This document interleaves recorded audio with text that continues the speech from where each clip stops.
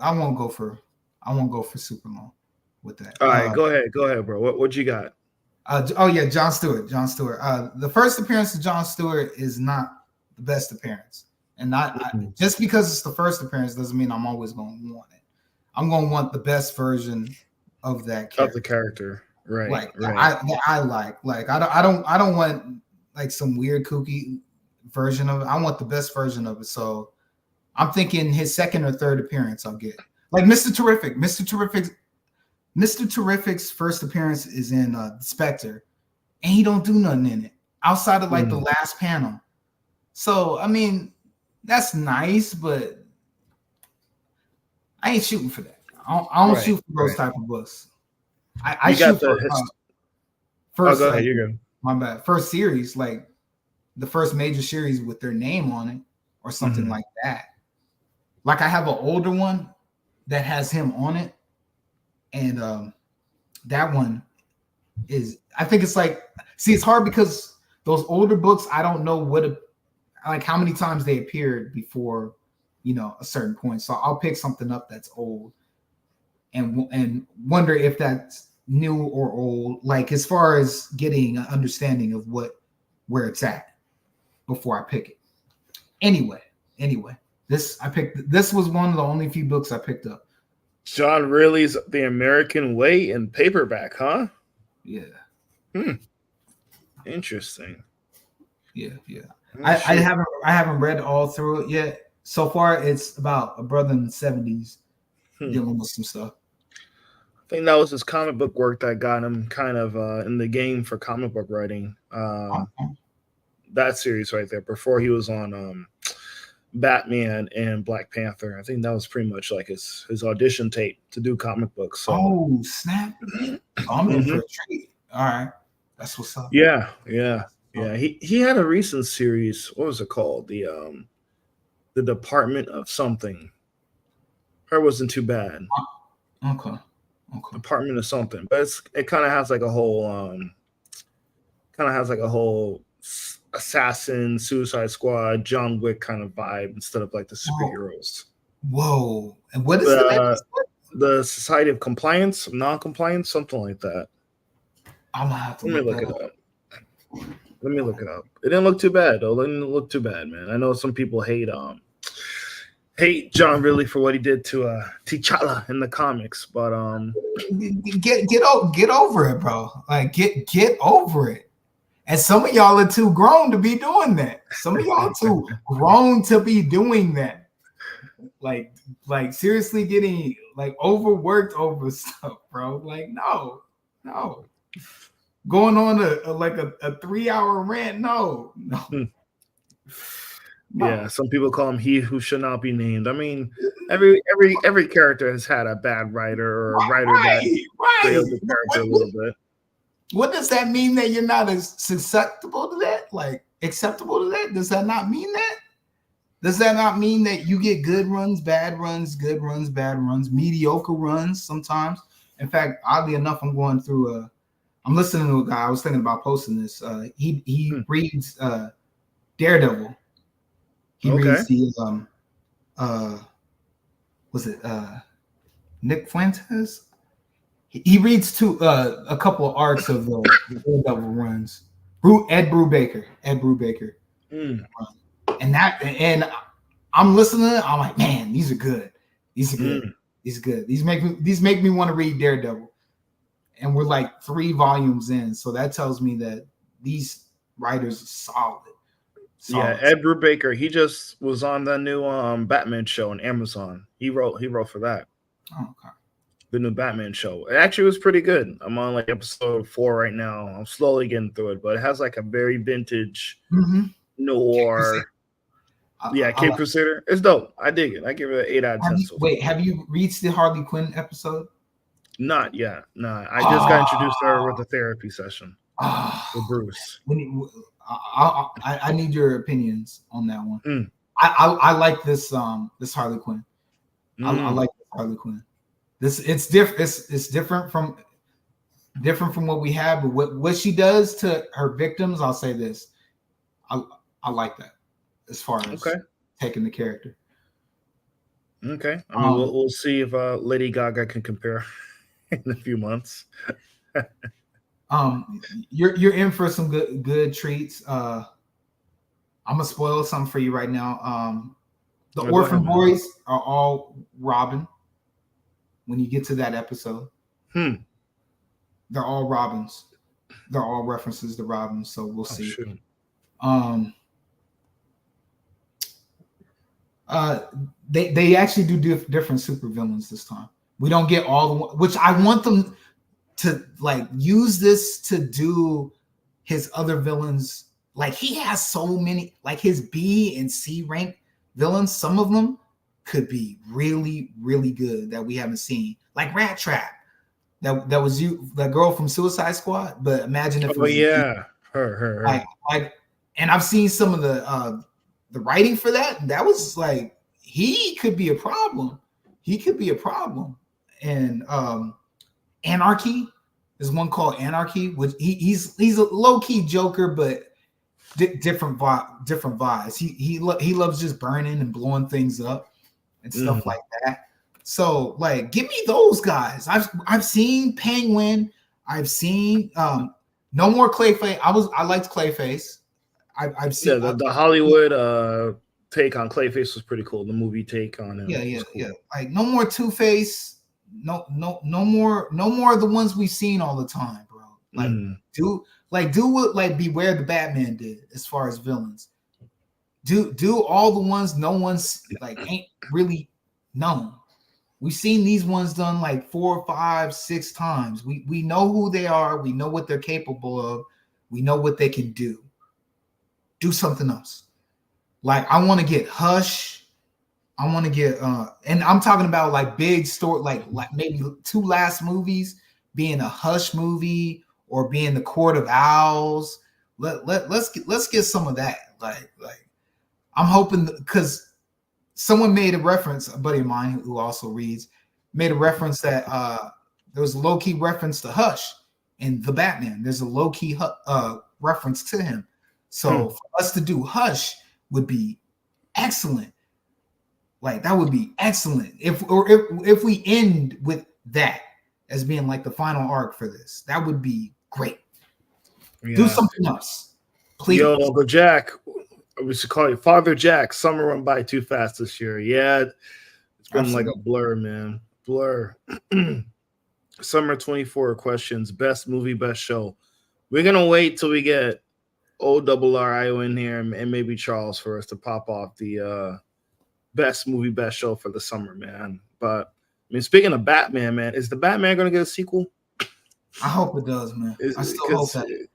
Please let like superhero movies are dying. Let me at least keep Batman for 2 more movies. Then you can take him out to the back of the shed and blow his brains out. Please give me 2 more movies just like that. I'll be honest with you, man. I don't think it's coming, dude. I don't think it's it probably. Well, I think so for now. For now, if the Penguin is coming out and it does super duper well, Batman is happening. That's if it does super duper well. I'm looking forward to Penguin a little bit. I'm looking forward to it. Yeah, same here. But like, yo, James Gunn's new universe. They've been, the thing now is being radio silent on cancellations. You don't announce you're gonna cancel something. You just act like, oh, I don't know, it's a work in progress, and you just never come back to it again. I feel like they're giving the Batman that treatment, man. Damn. For the money it made, well, I guess they're gonna use Joker as a lure to see if they can get that money again too. I don't think it's reaching the billion, or if it does, it gets over the line just barely. Because like, yo, it's been since 2022, right? Yeah. Wait, 2022. 2022 or 2021? One of those, but it's like we're heading to 2025. No real announcement. No sense of urgency. Like they really want to get this thing off the ground. I mean, the Penguin, I think, got delayed due to the strikes or whatnot. But yeah, man, it just seems like this thing also, like, was it War Machines, Armored Wars? Oh, I hope that is dead. I want Wonder Man to be dead for real, for real. Wonder Man. Please let that be dead. Probably not. They go the David Zaslav route of tax write-offs. Just please make that a tax write-off. Yeah, we burn it. We never see it again. That was a dumb idea. Taking Wonder Bread and just smearing chocolate paste. I'm not a big fan. I mean, I don't really care about no Wonder Man. No. I'm like, other than the big, just because it's stupid enough that I have to find out if this movie's going to be good or bad for myself. I'm going to see Doom, Avengers Doomsday. Like, I got to find out with my own eyes. Is this? I'm watching that. I look at it this way.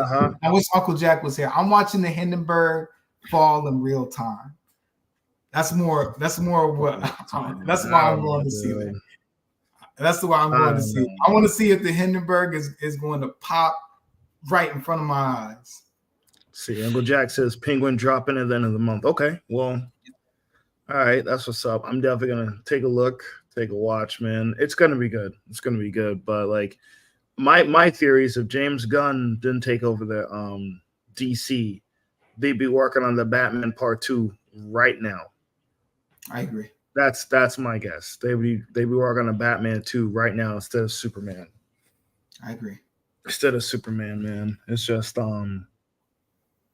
I mean, honestly, I'd be happy if upset. I'd be upset we never got a sequel, but for a one and done, you can't go wrong with the Batman.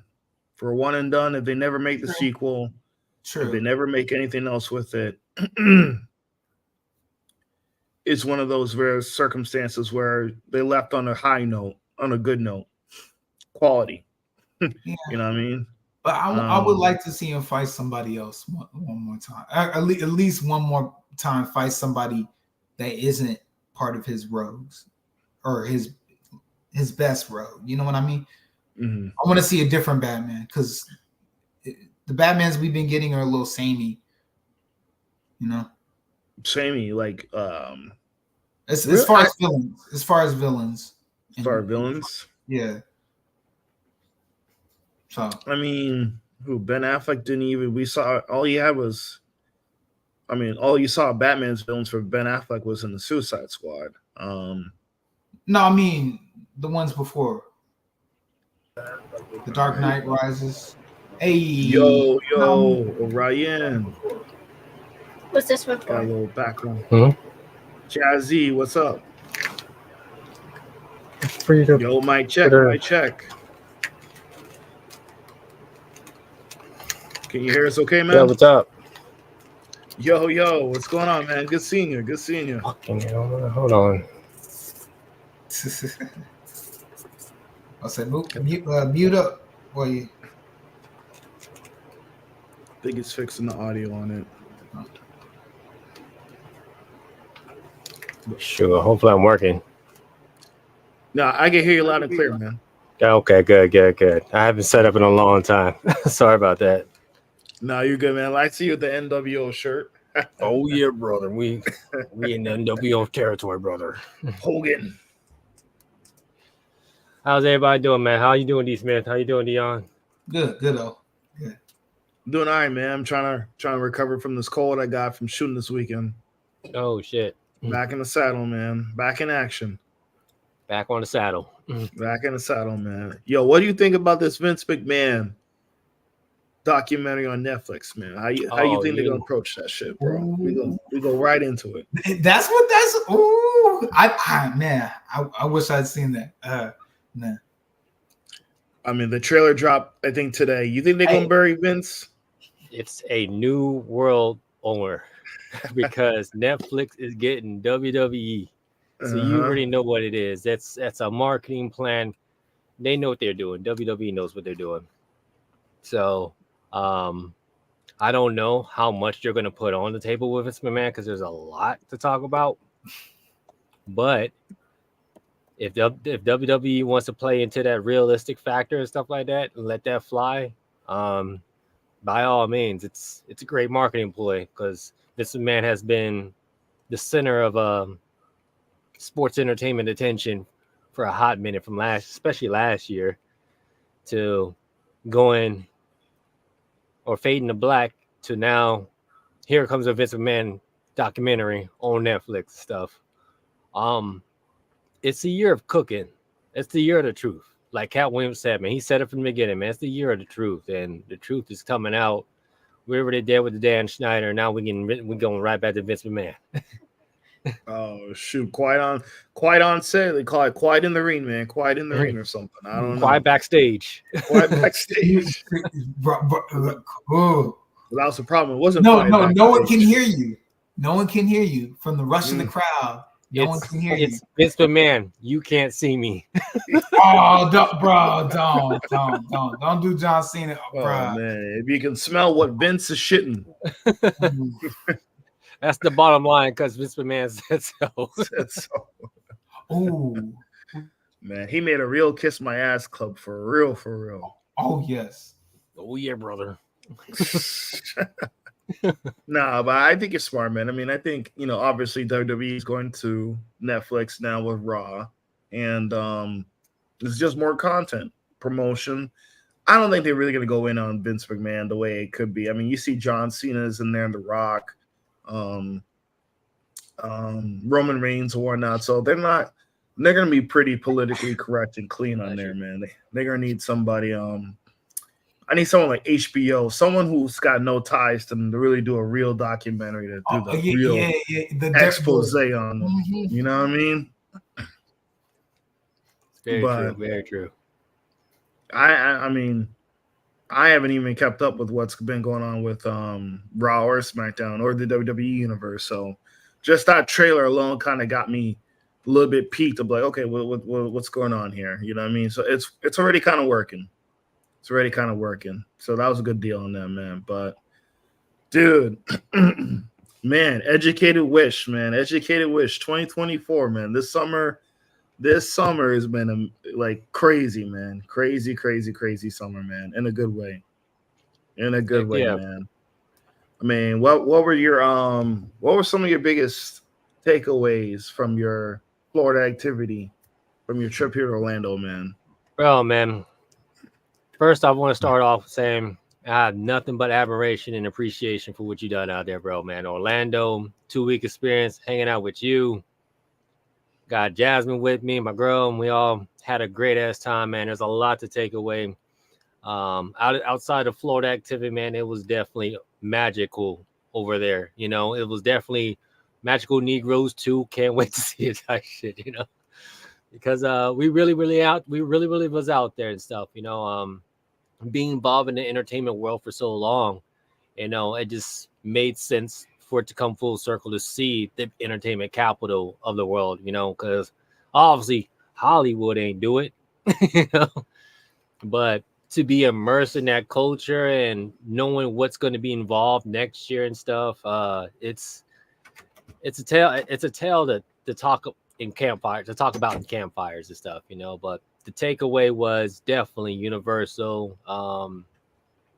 Again, like I said, I came from an entertainment background, so seeing Busch Gardens in Tampa was a new experience. It just felt refreshing, man, because I've been wanting that feeling for a very long time, to be able to go to an amusement park and not know where the fuck to go, and seeing everything else brand new.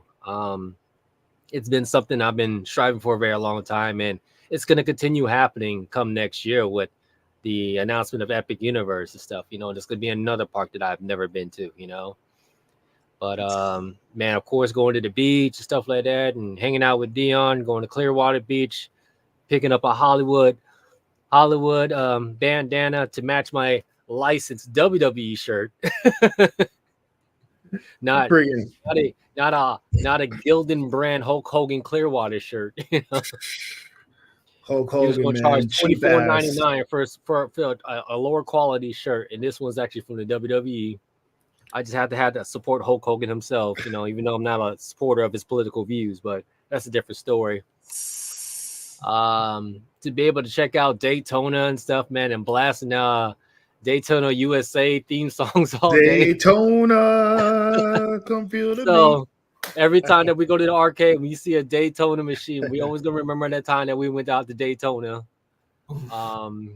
Shoot, man, there's just a lot to talk about, man. But just Orlando in general, man, is definitely a magical place that we have to go experience again. And we're already in plans of talking about it again next year and add Miami, the real life GTA in the mix. Yes, sir.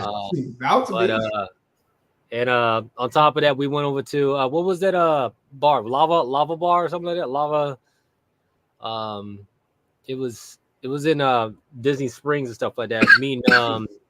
Meeting Old Kingdom Come Charles for the first time. Oh yeah, the Rainforest Cafe. Yeah, Rainforest Cafe and stuff.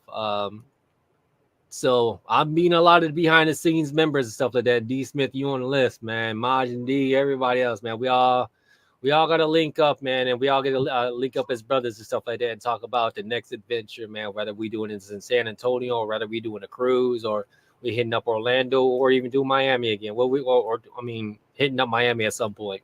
But I'm down for it. Hell yeah, man. Hell, D Smith, you're up next, man. We had Uncle Jack come through Orlando last year. Oh no, not last year. Super early on this year. Now ORROIN, Jazzy, Majin was supposed to have been here. I'm still mad his flight, was facing some problems with the weather. But yeah, D Smith, you up, man. We gotta complete this, man. Okay. We gotta complete this. You gotta come. And I know you're trying to come through Universal, man. The Epic Universe. I know you're trying to come through for that. Well, as we slide into that, since you're here, you do the theme park thing a lot too, right? Yeah, I'm an avid goer of it.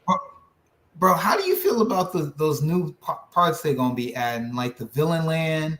They have like a South America type land.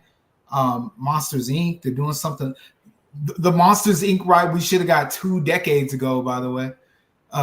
2 decades ago, like I would have been on that thing because I watched that movie so many times, and I was like, man, why don't they do a door ride from Monsters Inc. From Monsters Inc. What took y'all so long to do that? Anyway, how do you feel about those new parts? Oh, and then Lion King. They're taking out the animals finally, and they're going to be doing like Lion King themed world. Like, how do y'all both feel about that? Like, I know a lot of people are on like the fence, and some people are angry because they're seeing what they loved about Disney fade away for this new stuff. What's y'all's take on that? I mean, my take on it is I'm still learning to become an insider because I really want to be a part of that culture. Mm-hmm.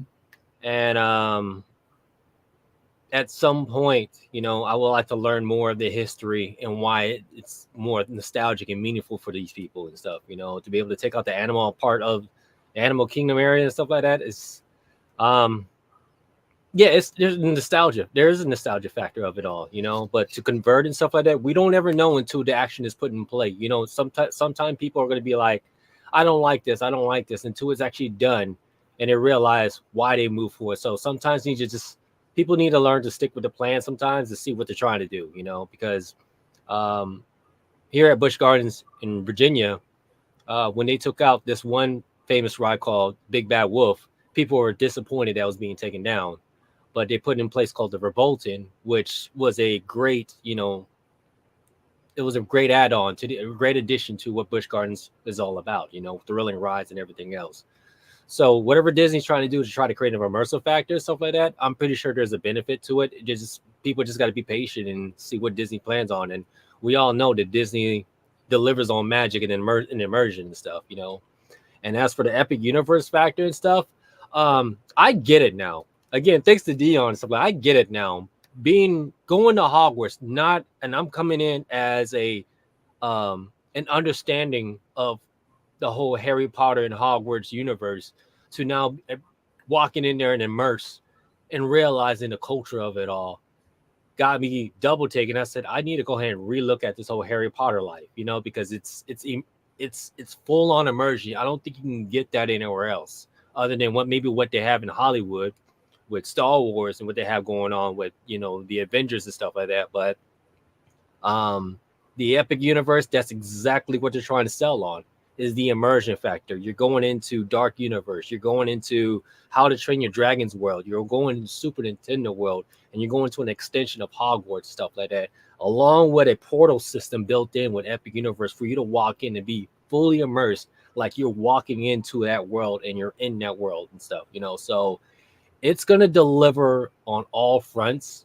where people are going to become immediate fans and stuff. And that's the exact goal for any amusement park or any theme park, is to capture emotion, capture visual, caption the feeling, the theming. It's all about the Hollywood production, which is you probably will never ever see anywhere else unless you're on set for a movie and stuff like that. But this is identical to a set you can never get to, and it just feels like you're a part of the culture. And it's a much needed plan to be ushered, especially for people who wants to amp up their life to do something more, especially since we're talking about vacationing a lot more. It's alerting us, most adults, to be like, take a break from life and be a part of this vacation, be a part of this experience and stuff like that. And that's how they sell you on this resorts and everything else. It's all marketing.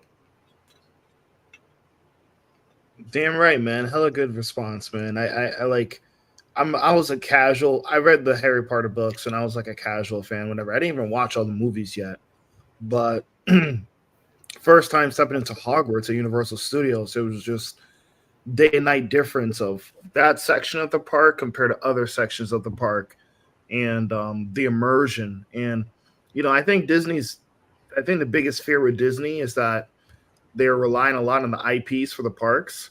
I know they did some retheming of some things in Disneyland with Pixar Bay or something like that. Yeah. They changed the one roller coaster to like the Incredibles, and they're changing some things to like a lot more IP. We're using a lot more IP, which Disney's known for IP. And I think some of the nostalgia is the classic Americana. Like, you got everyone's complaining now about Tom Sawyer's River being basically destroyed for the new Cars ride at Frontierland and Disney World Orlando. And I think some people are fearful of that. It's not just the IPs that like make Disney, it's the feeling, and it's like the Americana. You got Tom Sawyer's River, you have the the Hall of Presidents, you got like little stuff like that that's like just not associated with the movie or not associated with their cartoon. And I think that people are just fearful that they're going to lose that that feeling, you know what I'm saying? But like Ryan said, you got to wait till it's built. You got to wait till, you see the finished product of it. And they need to respond to Epic Universe. They needed to. They couldn't just sit by and let Universal take one from them. Because I mean, it's all interesting. The only reason why they have Hollywood Studios because they copy Universal Studios in the first place. So yeah, they don't want to take the L. They don't want to take the L for the next 5 to 10 years. They got to upgrade. They got to change it up. They got to make you excited to go back to Disney. She said, "This bitch mine." as they fight over the magazine. This bitch mine. Mickey Mouse is not gonna go down without swinging. Mickey Blouse. His name is Mickey Blouse. Mickey Blouse. But Epic Universe looks beyond epic, man. This thing is gonna be like when I'm in like Diagon Alley in Universal Studios. Like, I'm not in Florida. Like, I'm not in Orlando. I'm in Diagon Alley. I'm in Harry Potter's world. You know what I mean? Some of these places, like, I feel like I'm in that place. And just seeing what Epic Universe is going to do, they're going to bring that, like, Harry Potter was the most updated part of that park. And now they're going to make a whole new park based on that, just based on the experience and on that immersion. It's going to be crazy. You're going to be transported to Super Nintendo Land. You're going to be like, damn, there's the Bowser's Castle. You know what I mean? There's Dracula's castle. There's this, there's that. There's gonna be a whole bunch of shit, man. Oh man, don't let them do. like Konami or somebody do a Castlevania ride at Universal, man. Well, I think the video games are they're kind of missing that theme park experience. I know Resident Evil's in Universal Studios Japan. I know they do some stuff over there, like with Capcom, but I mean, video games need to get on it too, man. They need to get on it too. I think Super Nintendo World is going to open up that door for more video game theme park rides and expansions. Bro, if you could immerse me in House of the Dead, like for real, that would be cool as hell to do right there. House of the Dead. House of the Dead would be sick. House of the Dead, like, so you can't get the Jurassic Park license. Why don't you do Dino Crisis? Ooh. You know what I'm saying? Can they sue you if you use Dino Crisis? Oh, I can't use Jurassic Park. Okay, Capcom, can we use Dino Crisis? Okay, bet. We got dinosaurs in our park now. Man, you know, that would be cool. Dang, now that just makes me want a video game. A video game theme park. Can you substitute these IPs with video game IPs and put them in your park and pretty much have not the same thing, but something similar? You know what I mean? Like, I think this is the reason why Uncle Jack, you in the chat? Uncle Jack, money. See, this is the reason why Sega and Capcom need to get on it. Man. This is the reason why Sega and Capcom needed to get on it, man. They need to figure out where they can get some land and stuff like that shit. Build that shit in Texas, man. Like, put some competition. Like, because, like, the Central... Metal Gear Solid, bro. An immersive experience. Metal Gear Solid. Bro. Man. Come on. How much would it take to get a Mega Man land? You know what I mean? The Mega Man land would be sick. You know what I mean? What Robot Masters do we get? Or are they just gonna walk around and dang? Let me stop. You could do an indoor. You know, look, we like Charles would tell us to shut up because we putting the yeah, I know. Let me stop. Maybe I do need to stop. Maybe I do need to stop. You know, I can see a Mega Man indoor ride. You know what I mean? Like Spider-Man in the Hogwarts joint. Dude, like Mega Castlevania. You know, you replicate Dracula's castle. You can do. Right.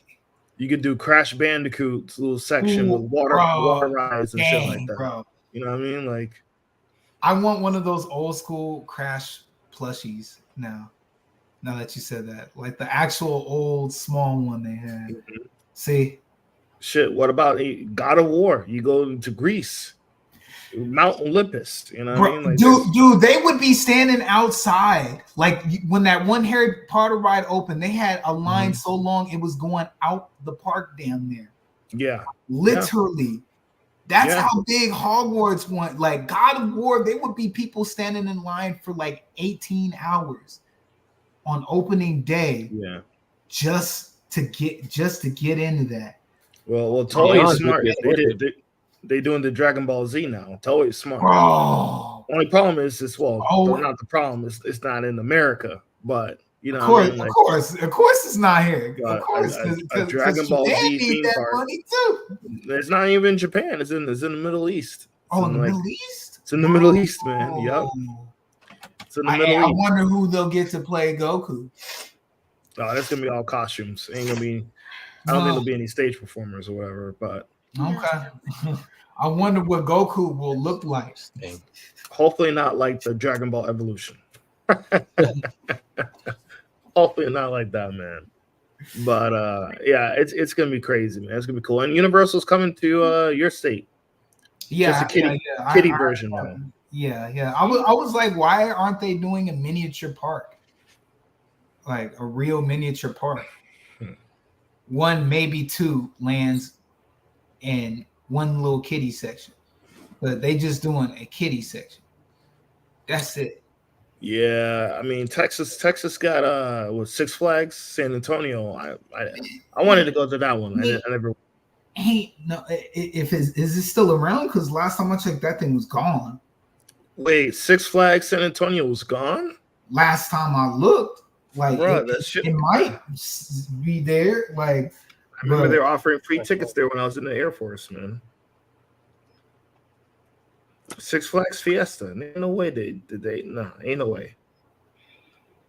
Let me see. I thought that went under. Because there was a park that, besides Astro World, there was another park that went under. The website's still here. They look like they're still going. Yeah, I'm looking at it too. Arlington, Texas, though. Yeah. Okay. It should be San Antonio. San Antonio. I mean, part. I thought San Antonio. I'm pretty sure San Antonio went under. Damn. I don't know I'm not about. sure, man.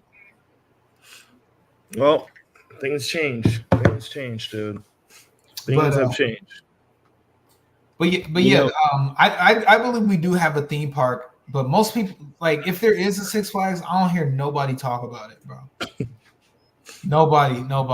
Like, it seems like Texas is rejecting a lot of ideas, though, because Busch Gardens was supposed to be in Texas, and that was supposed to be Asian country based. And that idea was shut down out in Texas, but that was supposed to be a part of this. Well, before SeaWorld, that was supposed to be part of it. And Anheuser-Busch's plan was to have Virginia, Texas, and Florida. Yeah. When they first did. Six Flags, because the countries are supposed to be, the flags are supposed to be representative countries, right? Yeah, because like the one in Tampa is based off of Africa, the one here is based off of European countries, and the one in Texas was supposed to be based off of Asian countries, which is supposed to be would have made sense if Texas approved the deal. Okay. Sorry. Shit, no one talks about SeaWorld San Antonio. Everyone talks about SeaWorld San Diego's. they do talk about San Antonio here, but it isn't very favorably, and it's only for kids. Every time anybody mentions it, it's always like SeaWorld. It's getting a bad reputation these days, man. I don't know what SeaWorld is trying to do, but from what I'm hearing, what's going on with Howl-O-Scream and that portion, stuff like that, it seems like SeaWorld is getting a lot more strict with the employees when knowing damn well they need to have employees. Man, oh man, dude. Man, oh man. But let's get back to what Uncle Jack said here. Summer 24 question. Best movie, best show for the summer. Ooh. Best movie and the best show for the summer. And I didn't go see a movie I wanted to see, and I wish I could say it was the best, but I didn't see it. What movie? D.I. It's about a Asian kid, second generation Asian kid, and his life stories, being a pioneer, and I mean pioneer YouTuber before that was ever a thing. Like literally 2008. Little pioneer YouTuber, and just his life, slice of life. Okay. Well, for me, I don't even really remember much. I mean, there's really two movies that really come to mind this summer. Deadpool 3 and Alien Romulus, which I saw both of those twice. So if I'm gonna say the best film, probably will be I'll say Alien Romulus for best film this summer. If I'm saying my favorite movie for this summer, it's gotta be Deadpool 3. Now, how many times was I quoting that shit? I mean, we literally all Orlando was Educated Wish 2024. Like Deadpool 3 is probably my favorite movie this summer. But I'll say Alien Romulus was the best movie this summer that I saw. What about you, Owen? Shit. I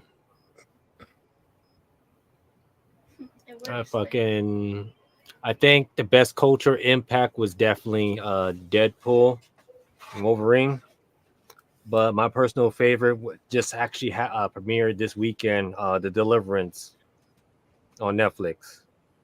Oh man. Oh, you dropped that in the Discord. Yeah. I haven't got a chance to look at it yet. Give it a shot. Black excellence is back. You thought Jordan Peele was doing something, man. Like whatever they doing, man, it's back. They cranked up the horror factor on that with a lot of realistic tones. I'm a type of person that likes to criticize the hell out of horror movies and thrillers and all stuff like that. But this right here, Grammy, Oscar, whatever the fuck, bro. They need one of these. That's what they need, one of these. They need one of these. And I got this from Hollywood. I must say, horror. I think there should be some more love given to horror, I guess, because the genre isn't going anywhere. So I don't know. Back to what you were saying. Oh, my bad. I interrupted you. Oh no, I'm just saying, like, yeah, The Deliverance, probably one of my favorite ones I watched this year, and I've given a lot of movies a shot, and I gave a lot of things the benefit of a doubt and stuff, As for series, I've been doing a lot more sitcoms and stuff, and lately, oh, we watched that 90s show. I tried watching 2 episodes. It's got its fun charm. I think Donna and Red is still in the series because them kids ain't doing it. but the show's about the kids. And I know it's about the kids. The show's about the kids, so it's hard to they're so cringy. And I like the concept of the first episode. I was like, oh, this is kind of cute, but there's some really bad edges going on there. And these kids are this show feels like something that plays on Nickelodeon. Yeah. Nick at Night type. Nick at Night type shit. Damn. Like Zoe 101. Come on, dog. That's why I was saying, man. I don't know if I can do that. I don't know if I can do that. Because I was almost about to ask you, but your reaction tells me no. I don't need to be watching this shit.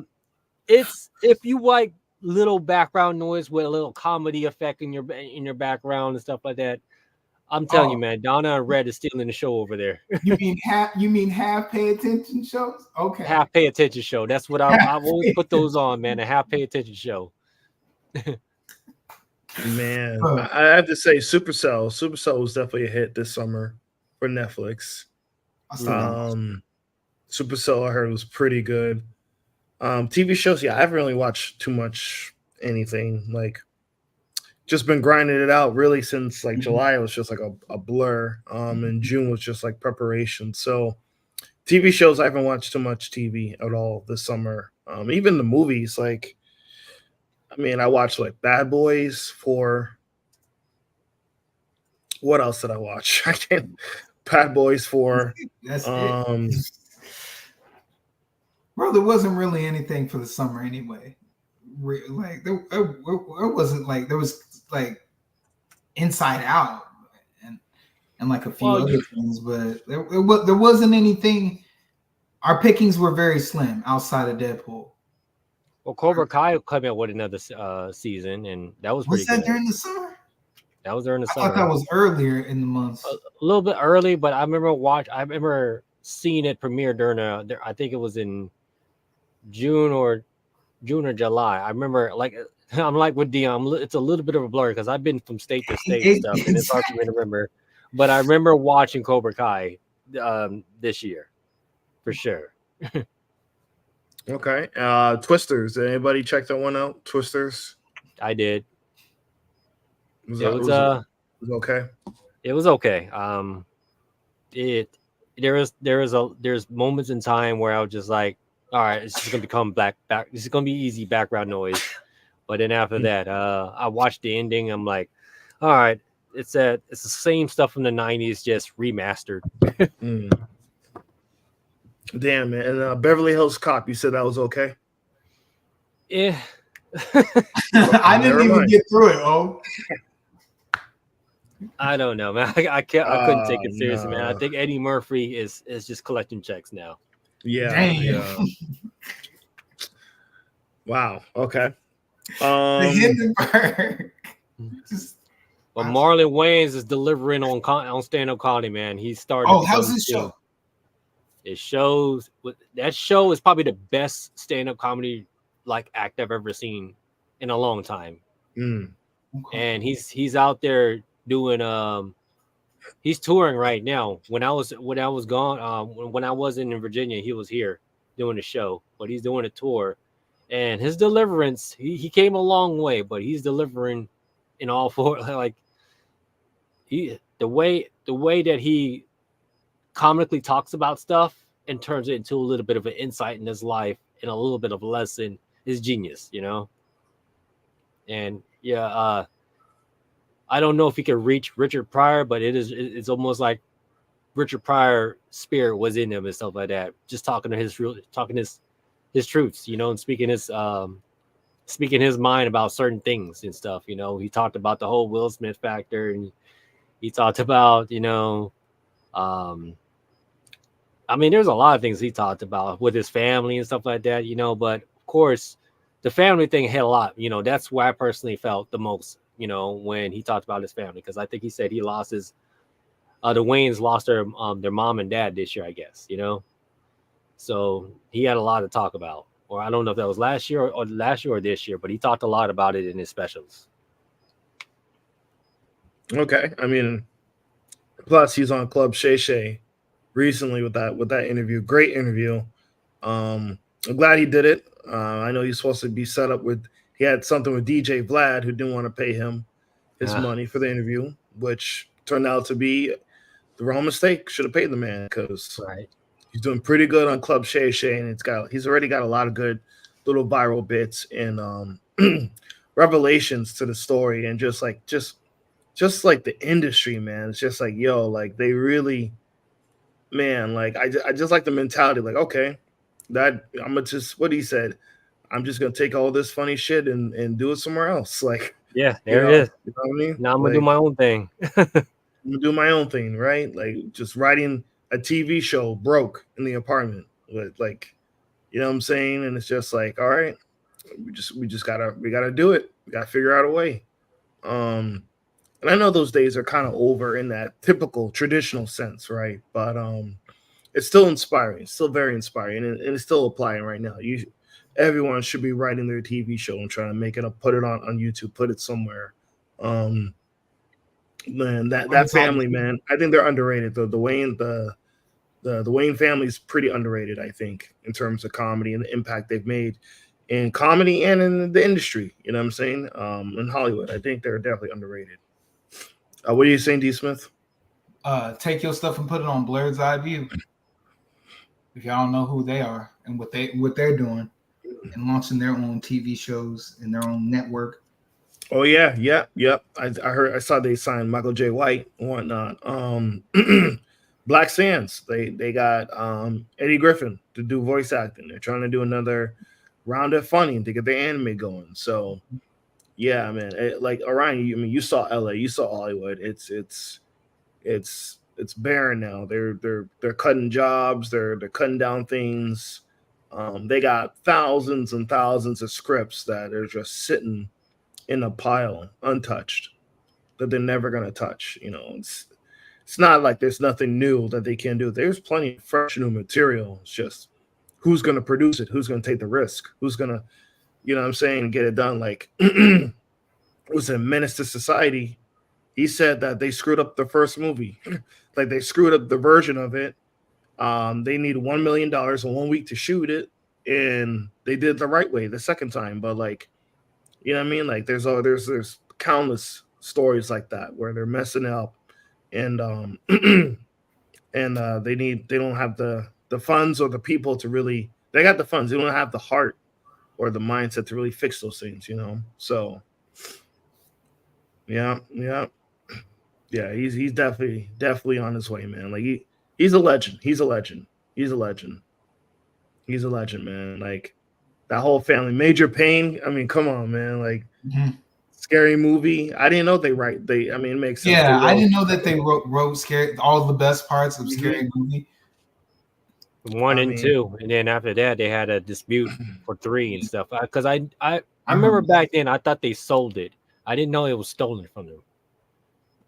That was a rumor back then, is why Scary Movie was a little different, because I thought that they sold it, but I found out that it was stolen from them, and they should have paid the Wayans to do it, to continue to do it, And I already had Scary Movie 6 with the Wayans brothers in mind, in my head. I said I could easily wrote that shit because I studied a lot of the Wayans material, stuff like that. So I'm pretty much sure that I could write something in that Deliverance. And me and Dion, we watched a new movie this summer.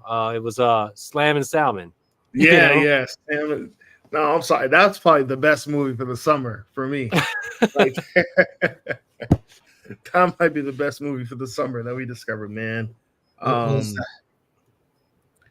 It's just a good old 2000s comedy, man, about four restaurant employees trying to make big money in one night, and it's just got the whole restaurant culture, and owned by Michael Clark Duncan's character, who's a boxer, and he's in debt, and they need like 20K in sales, otherwise the restaurant will go out of business. And it's just a whole bunch of hijinks, man. It's just funny, man. It's funny as hell. His one-liners are way better than Arnold Schwarzenegger's one-liners. Whatever, motherfucker. Yeah, man. So, I mean, we were dying to laugh. I was crying, geeking out. I mean, I was kind of fried. I was a little baked too, but I was that means it was fun. Yeah. Man, Michael Clark Duncan. Yeah, man, like underrated and went under. No, I never heard about this movie. And what's the name of it again? Because now I have to see it. What is it called? Slam and Salmon, right? Slam and Salmon. Slam and Salmon. Like, he comes over and steals the whole entire movie. Like Michael Duncan, he steals the whole entire movie with his antics. Hey, have y'all seen Jackpot with John Cena and Aquafina? Yeah, yeah, that too. Watch that. Was that any good, or was that garbage, or was that good garbage? Standard. It's brain cell garbage. And like, if you're willing to lose a couple of brain cells, I'd say watch it. Okay. Yeah, it was nothing special. It was 6, 7, I don't know, 6 out of 10. Just kind of dry. Nah. Standard shit. Not the worst. Not good. Ugh. Average shit. Ugh. No. You're not missing out much. For real. You not know even the. What kills you, man? You know what kills me is watching like older movies and found out like people were in movies with other people. Like Jim Belushi was in a movie with Tupac. Or say what? Oh, you didn't know that? No. There's a movie. Dang, I can't remember. There's a movie with Jim Belushi and Tupac. There's a whole bunch of other movies like that, bro. Where like people, like Mark Wahlberg playing a movie with the guy who did Hard Boiled. Shit. Chow Yun Fat. Yeah. Like, there's movies where you don't expect those pairings to be there, and then you like you'll see maybe like the cover of it or something when you're scrolling through Tubi. Oh yeah, yeah. Click on it, and you see it, and I'm like, oh, they did a movie together. I wonder what that's about. Well, and shit, then it turns out to be average and shit. That's why nobody remembers. Shit, Maria Hill from the Avengers. She was in Slam and Salmon. Nick Fury's little side partner there. Yep, yeah. She was in that shit. I'm like, oh, there she go from Avengers. So yeah, man. Yeah. No, but I mean like weird parent, like things that you don't expect to be paired together. Like two things that don't look like they would be ever in the same movie appear is what I'm getting at. I thought that was basically that John Cena movie. Wow. That's the two pairing those two together. Hulkamania's running wild, brother. Mm-hmm. Vote for me. Who posted that one about him and Harrison Ford. Who in Harrison Ford? Like somebody posted one of Harrison Ford and Hulk Hogan doing this. I forgot. All I know, he's gonna body slam Kamala Harris if she get in for the presidency. Oh hell! It is going to be the riot all over again. Gonna body slam. Gonna. I hope the spirit of Macho Man haunts him, man. I hope. Honestly, in the afterlife, I hope Macho Man beats the hell out of him, man. In the afterlife, somewhere, Macho Man's he's just waiting. He's just waiting. He's just gonna. It's gonna be it's definitely gonna be a premium show. Hulkamania pay-per-view. WWE presents Hulkamania. Oh man, it's gonna be an afterlife SmackDown on that. Ooh. Oh shit! It's gonna be an afterlife SmackDown on that ass for all the '80s wrestlers who got buried, who didn't get their chance. They just waiting. Ooh. They just waiting like all those Jedi for Luke Skywalker. Anakin. Yeah, Anakin. All those Jedi waiting for Anakin. All waiting with their lightsabers too. It's gonna be all them '80s wrestlers just waiting. It'd be like Since Macho Man. Man. He'll just feel it more and more and more. It'd be a Macho Man and Ultimate Warrior teaming up, waiting for Hulk Hogan to get here. So we waiting for you, brother. You imagine getting jumped in the afterlife? That's got to be crazy, man. Give me your money. Getting jumped in the afterlife. You're gonna pay what you owe, Hogan. Be a man, Hogan. Be a man, Hogan. Oh shit. Yeah, man. But dude, Sonic the Hedgehog 3. Did y'all see the trailer? Yeah. What you guys thought about it? They got what's his name? Neo from Matrix. What's his name again? Keanu Reeves as Shadow. I think that's good booking right there. Mm-hmm. That makes sense. They knocked it out the park with Idris Elba, with Knuckles. You got Ben Schwartz as Sonic, which is carrying the whole voice. I think we talked about it before. Movie video games is shifting in high gear until Borderlands fucked all that up. Yeah. But Sonic 3, man, it's with Jim Carrey remaining in the role and playing two parts, stuff like that. I'm always gonna support that movie because it's Jim Carrey, and I mean I am a fan of Sonic 2 and stuff, you know. But yeah, man, they're doing what they got to do, man. They're bringing video game cinema out there, you know, and it's gonna allow more video game studios to open up their IPs. Because, like Dion, you went to Halloween Horror Nights. You told me that you went to a Last of Us maze. Yep, I did last year. We're catching up. Once Universal picks up another video game IP, expect it to be at Universal. Just expect it, you know. If Borderlands would have done well, then you could probably got a Borderlands part, you know. I'm glad that fucked up. I'm glad that movie fucked up. It had no right being there. Biting off of James Gunn so blatantly. Mm-hmm. That in itself, sir, is a travesty. It was Guardians Light. It was Guardians Light, man.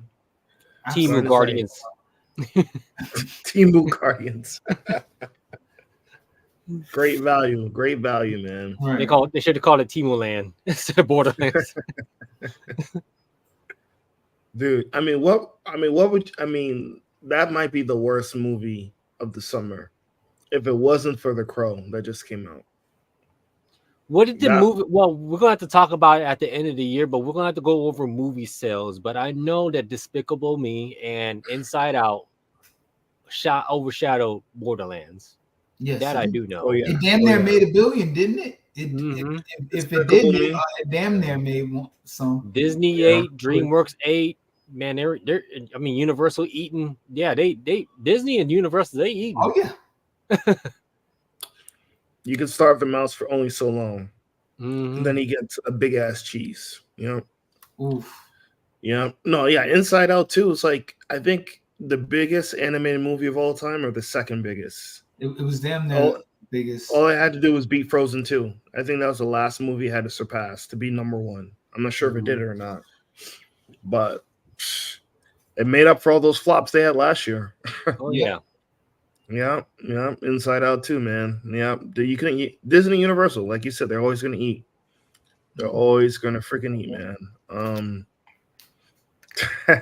Give me that dollar. It's mine. It's my dollar. No, it's my dollar. Yeah, for real. But yeah, I think, and it'll be interesting because Sonic is going against Mufasa this Oh Christmas. yeah. They're going head to head.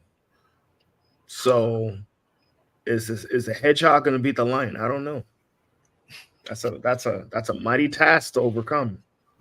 Wait, what's the holiday release this year? We gonna have a lot to talk about because holidays they seem like they're coming. Like we just got Beetlejuice this weekend.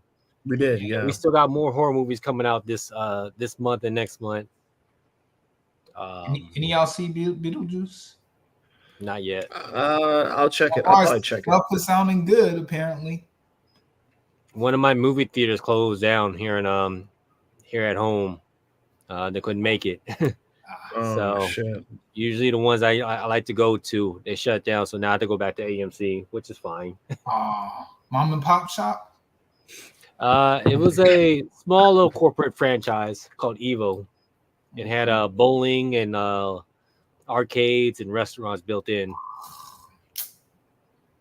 Then it closed down. Man. But I wanted to watch Beetlejuice there because they had $5 Tuesdays. That's what's up. All right, so December is Sonic 3. We got what the hell? Come on, man. They're making me out to be a liar here. I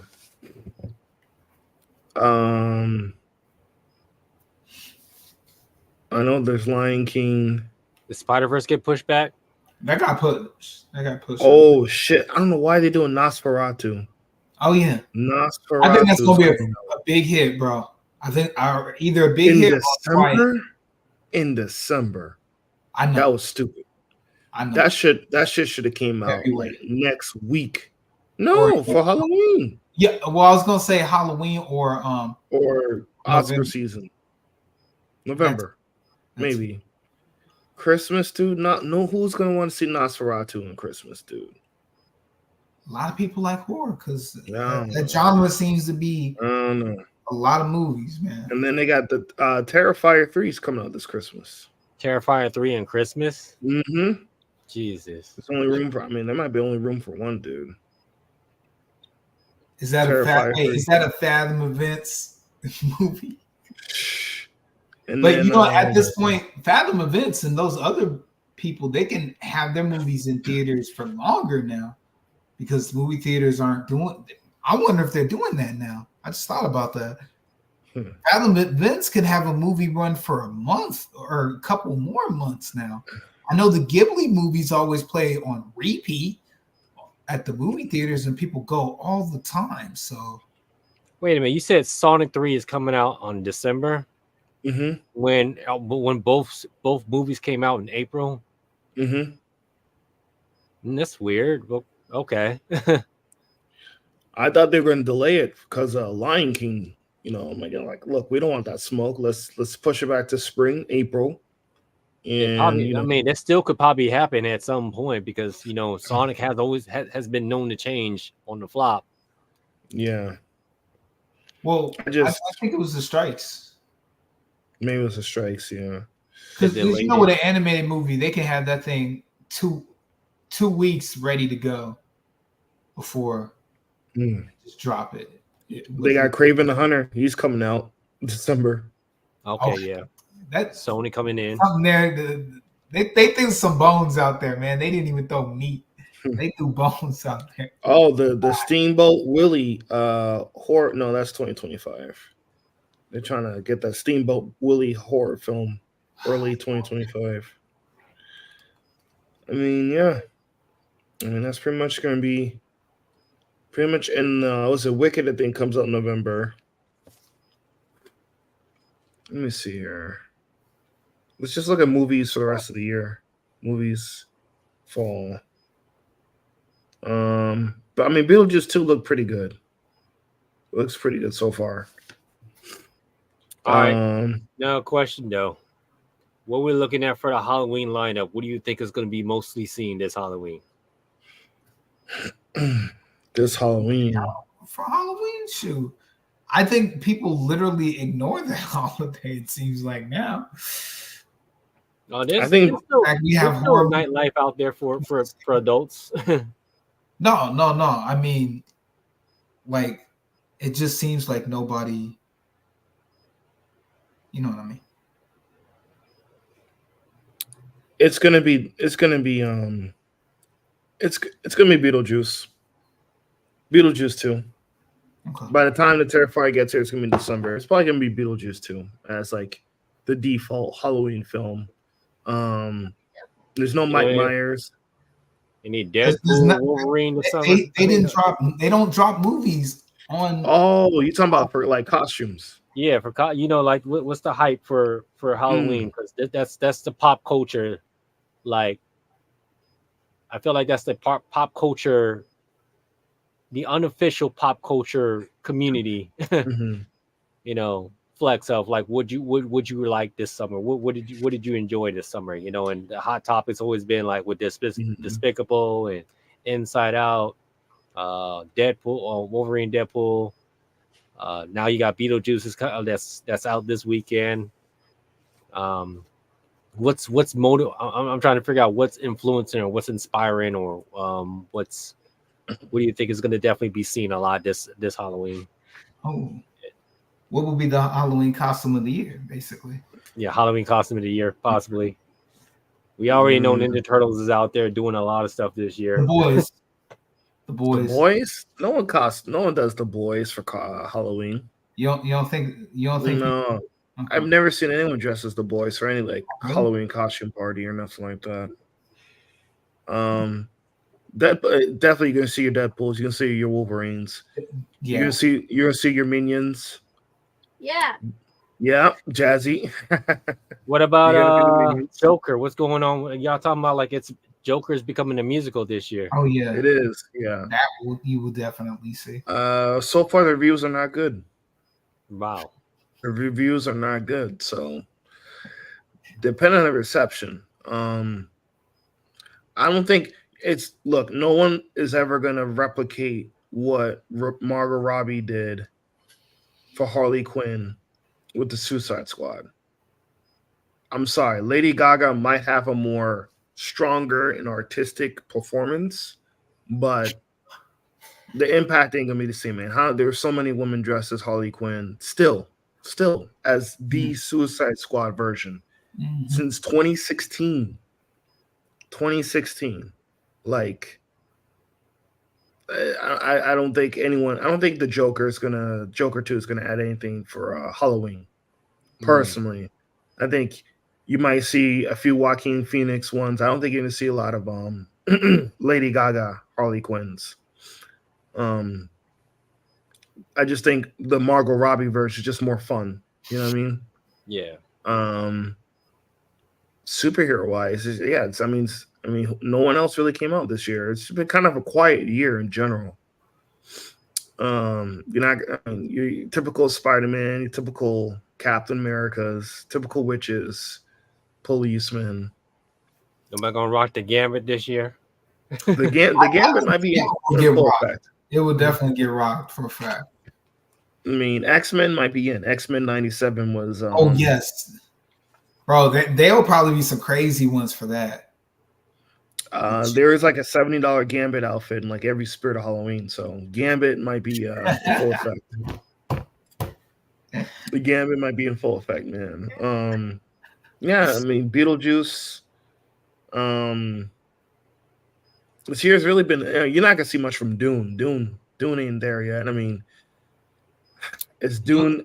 Artsy Kid will wear it. Artsy Kid might be Dune with the damn sandworm popcorn bucket to put his thing in there. Damn. Hey, no, that's going on. Girl, late night. They go back to this point. these buckets and these controllers, man. I don't know what's going on, man. But you want to hold ass cheek controllers? Go ahead and be my guest. You hold ass cheeks and you put your hand in a Wolverine mouth to eat your popcorn. Extra butter. Yeah, extra butter while getting the Doom bucket at the same time. Oh man. But yeah, I mean, I don't know what really stood out, like what really broke out. I mean, really the pop culture event of the year was Deadpool 3 and Inside Out 2. I agree. That was it. I mean, Minions almost made $1 billion again, like always. But you know, it's nothing new. It's Minions or Minions. 5, can't wait to see it. Oh, and trust me, they are making it. Yes. We're laughing. They are making it. Like, oh yes, Inside Out 3, can't wait to see it. Can't wait to see it. We would like to have another $1 billion. We're making it right now. Deadpool 4, can't wait to see it. Can't wait to see it.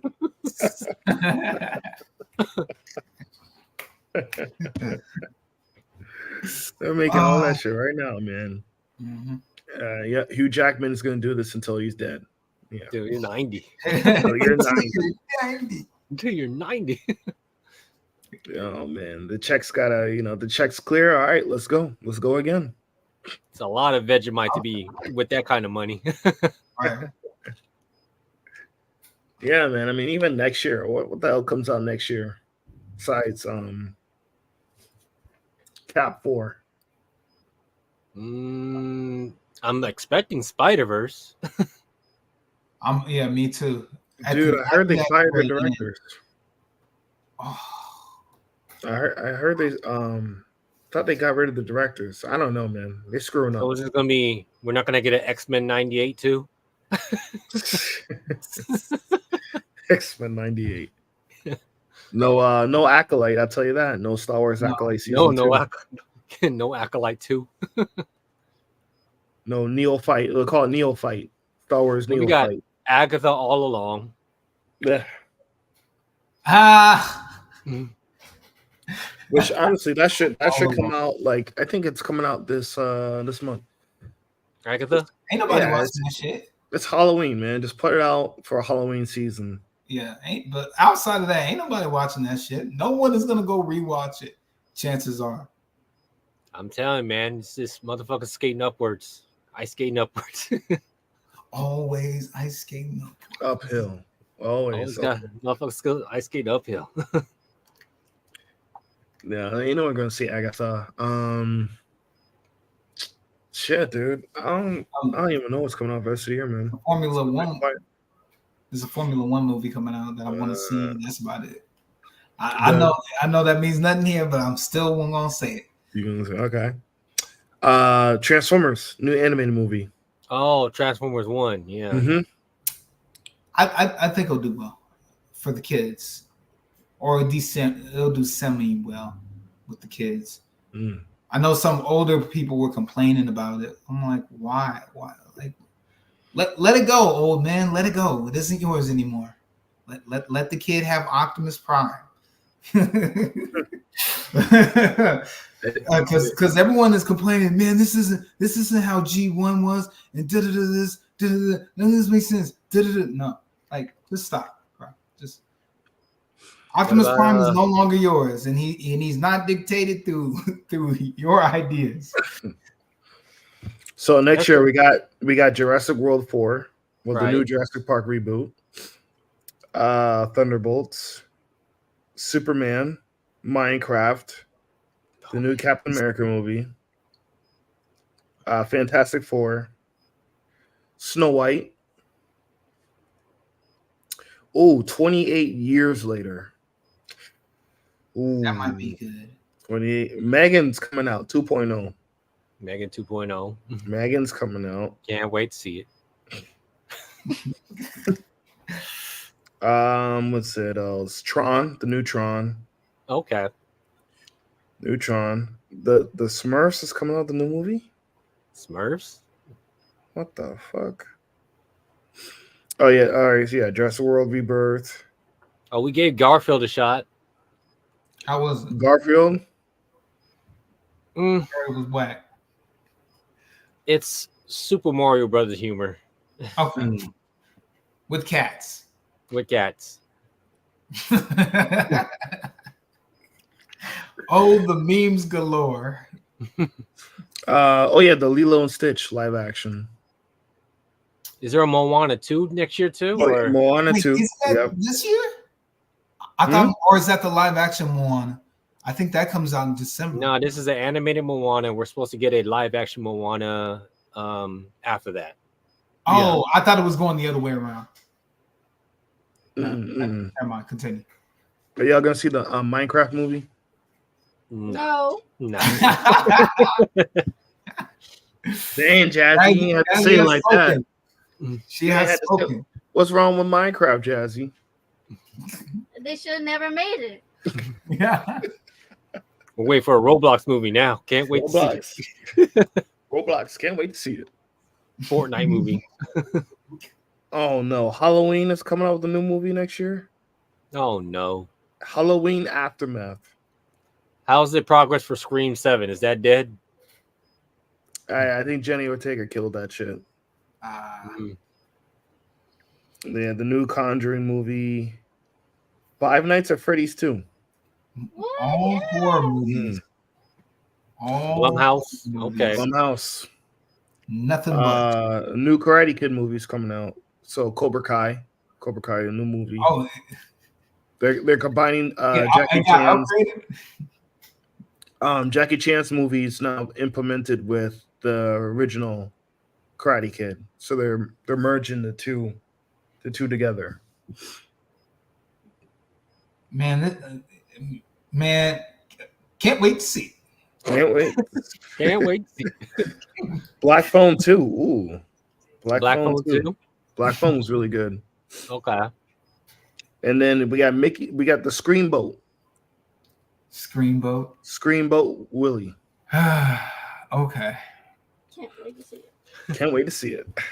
Right. And someone put Ninja Turtles The Last Ronin, which is false. Yeah. It will not be out in time. I mean, unless they're literally making that shit, shooting that shit right now. Ain't no way that's gonna make it for next year. Are they tying that to the OG movies? If so, and you made it look exactly like the OG. No, I know that it would cost a lot of money, but do it live action. Do a live action, just like the costumes. Oh, just like the costumes. Do it like that. If you ain't gonna do it like that, then nah. It's Paramount being in charge, so we don't know what Paramount's trying to do. It would be too easy.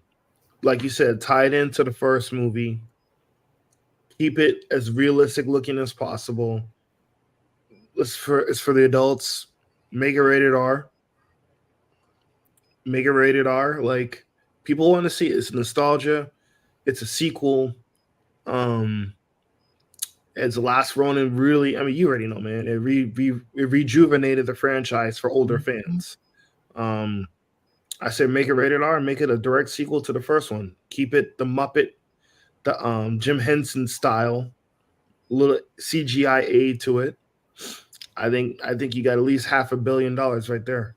I agree. Keep the budget low. Don't keep the budget. Don't do 200 mil, but keep it like 180 to 100 if you can. You know what I mean? Don't do 200. How much were budgets when people were making practical effects? We're talking about like animatronics from Jurassic Park. We're talking about animatronics for Ninja Turtles. What other puppet movies are out there? Alien was a little puppet, had some puppeteering. Had some costumes. Yeah, Alien was all puppeteering and a dude in a suit. Some 6 foot tall African guy in the costume. Terminator had some animatronics, puppeteering as well. Mm-hmm. It just, I don't know when CGI became cheaper than than puppeteering. I don't know when that transition happened. Because they started making that transition in the 90s, mid 90s. So it would have to be like the early to mid aughts the first Jurassic Park cost $63 million to make. The Ninja Turtles, I know they did that shit for cheap. Yeah, I think it was like under like 20 million or something. Mm-hmm. Or 10 million, I don't know, somewhere around there. Hey, being in New York City at that time was like. Well, some of it was filmed in North Carolina. Oh, really? Yeah. Okay, nice. Like Well, the farm. You remember the first Ninja Turtle movie when they moved to the farm? That was in North Carolina. Okay. Well, shit. The recent Ninja Turtles only cost $70 million to make. It's pretty good. It's all CG. The last animated one was $70 million. I mean, Alien Romulus cost $80 million, but it looks like a $200 million movie.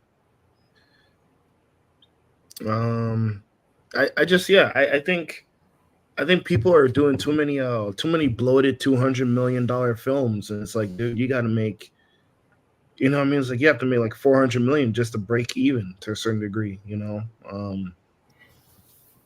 You can't win like that. You can't win like that, man. Keep these budgets lower. You don't need the fans could probably do it if you give the fans could probably do it for $5 million. You give the right fan $5 million, they'll make you a whole ass movie with practical effects, and people will love it. You know, as Charles would say, gotta clean that money.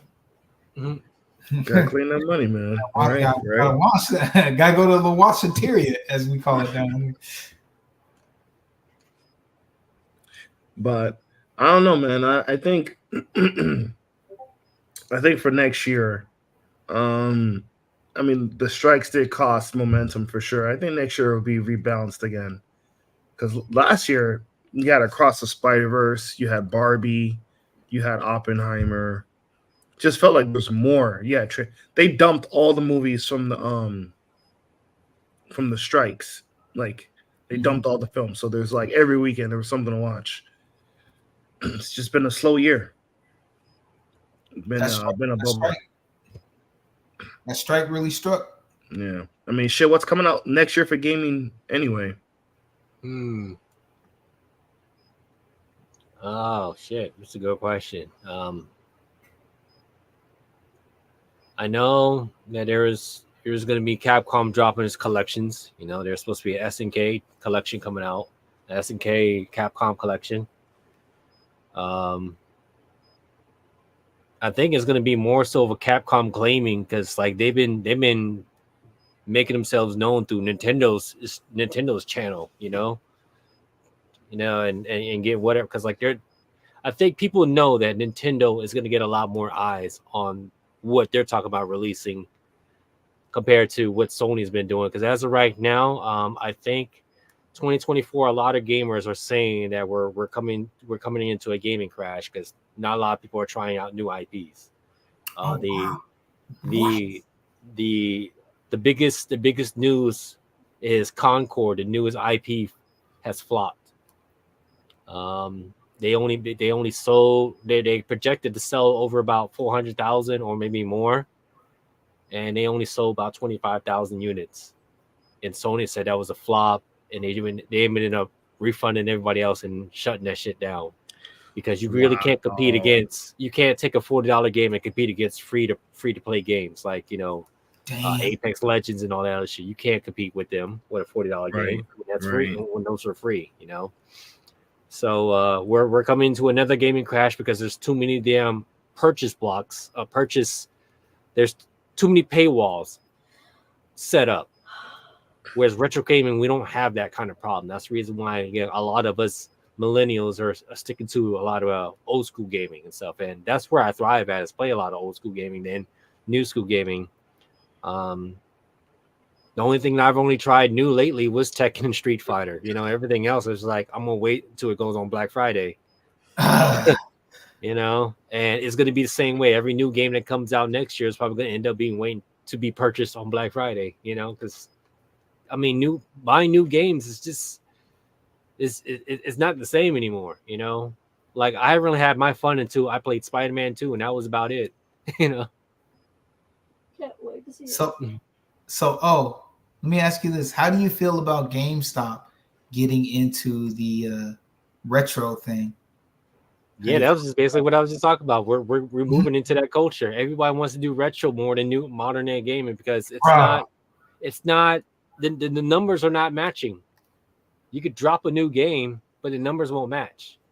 You know, they're not making the kind of money they were hoping for, man. And these are studios bigger than movie studios. You know, and a lot more time being spent on these games. So what I'm really seeing here is just like with the video game, man, we're coming to another gaming crash, you know, at some point if these studios don't shake things up. I mean, there's way too many games out there right now that people could be playing and stuff. Well, there's the indie market that makes me think of the indie market. It's already been flooded for a while now. Yeah, with a lot of shovelware. So I mean, there's good stuff here, but there's also a lot of mediocre stuff. So true. The idea of that mixed with that is going to, I don't know. It doesn't look pretty. If what you're telling me is happening, it doesn't look pretty then. I mean, it's coming to the point, man, where us millennials and Gen Zs are finally seeing this shit. You know, it's like, okay, there's not that many games people want to take a chance on, you know, and there's a couple of announcements out there that's actually piquing people's attention, but this is the reason why Grand Theft Auto 6 is much more needed now. Yes. yeah. That's my whole thing. I'm like they y'all wait. Grand Theft Auto, like that needs to drop. And I think it's coming out. Supposedly, it's supposed to be coming out next year. But I mean, seeing the patterns of Grand Theft Auto before, they've always pushed it back a lot. You know. Yeah. Sometimes they'll push it back 3 times before it comes out. But then you think of all the innovative things they've done that games today still haven't even touched. Right. Like you're like it's almost become a submersive RPG. Exactly. Way more than most. Like this is stuff that Squaresoft and other companies should have been doing. Like before, like they've stayed consistent with what they do and do crazy things with it. And that's why they ultimately will continue. I mean, bro, they have their whole customer base of what what whales are, right? The what? Whales. You know what that stands for, right? Like people who do microtransactions so much. No, I'm not familiar with that. Oh, bro, people that play a lot of games and spend there are people. There's a certain group of people out there that still play Grand Theft Auto that still put a lot of money online. They put lots like hundreds and hundreds of maybe even thousands of dollars now because you have to. That came out in 17. That came out in 2017. That game is ran all the way until 2024 off of one game. One game. Companies wish they could do that, man. Off of one game for that long, or I guess 2 games technically. Man, did you play Red Dead Redemption 2? Oh, I'm a huge fan of Red Dead Redemption. Bro, Red Dead Redemption 2 was so good, man. Mm-hmm. So good. And I hate the idea that they keep like I want Bully, bro. I need Bully. If they could do all this crazy shit now, I need a Bully game. Bro, Bully, you want a Bully, man. I need a Midnight Club like yesterday. Dude, Midnight Club would be dope. Midnight Club would be so dope right now. Because Need for Speed ain't doing it, man. Nobody's playing Need for Speed anymore. So we need a Midnight Club. They ain't innovative no more. There's no see, this is why we need competition. If everybody who do you think could be against Rockstar, man? Because Activision ain't doing shit. EA ain't doing shit. Ubisoft ain't doing shit. Those are all American studios. They ain't doing shit. Well, everyone's consolidating. Like everyone's doing safe shit now. Like they're just looking at what's selling, and no one wants to carve a path for the sales. It's just too risky now. We just lost variety of gaming. Everything just plays the same, looks the same. The free to pay to win model, the what's it, the gambling model everyone does now. Like, I mean, in its quest gaming to become the most like the biggest entertainment industry in the world, and in doing that, they really like, I don't know, suck like the soul and the joy out of gaming in the process to become this bigger than Hollywood, bigger than everyone else. Like gaming is number one, and it's just, I don't know, man. We do like they've hacked the algorithm for gamers, and it's just like, yeah, I'll play Madden. I'll play Madden every year. I'll play 2K every year. I'll play Call of Duty every year. I'll do the latest Fortnite skins. Like we're all just doing the same shit over and over and over and over again every year. Just updates, DLCs, skins. That's what it. That's like, man. At one point, there was like, I think it, but Counter Strike is. I'll still use it. Counter Strike. People were paying like hundreds of dollars for skins on Counter Strike, and that was like a decade ago. Mm-hmm. So I can't even imagine. And sure, that was niche, but again, that was a decade ago, and gaming has come a long way since then. So it's just a revenge of the rehash of the existing engine and just covering up with another piece of paint. You know, like and like fucking Madden has been that way for the longest time. FIFA's been that way for the longest time. Call of Duty been that way for the longest time. We're just rehashing the engine. WWE is definitely famous for that with their 2K series, man. It's just rehashing the same thing, you know? That dumpster fire. It's just these engines, man. Like, that's all you got to do is make an engine. I mean, that's basically what Hideo Kojima did. He created an engine with Metal Gear Solid. Now he used that engine for a lot of his stuff, man. That same engine is being used in Death Stranding. Right. Man, like, I'm just content with my Switch, dude. I mean, I need a PS5 for a few games, but the retro gaming is on the Switch, man. It's on the Switch. All these Capcom collections, the Castlevania all these collections on the Switch. Play it on the go, play it home. 4-player co-op. I mean, you can get an N64 controller. You can get a GameCube controller. You can use an SNES controller. Bro, they knew how to sell it. Like, look, damn. Nintendo got me hard, man. I've got all those retro controllers, man. It's playing an N64, using an N64 controller on a Mario Kart game, like Mario Kart 8 and stuff. I was like, this is a little bit of a retro nostalgic gaming with a little bit of modern gaming. That's how I play Mario Kart these days now. It's like I got to bust out a controller, and they came out with NES competition. Basically, you got to like speed run a stage. Yeah. I use an NES controller from Nintendo to play that game because it's like that's what's in.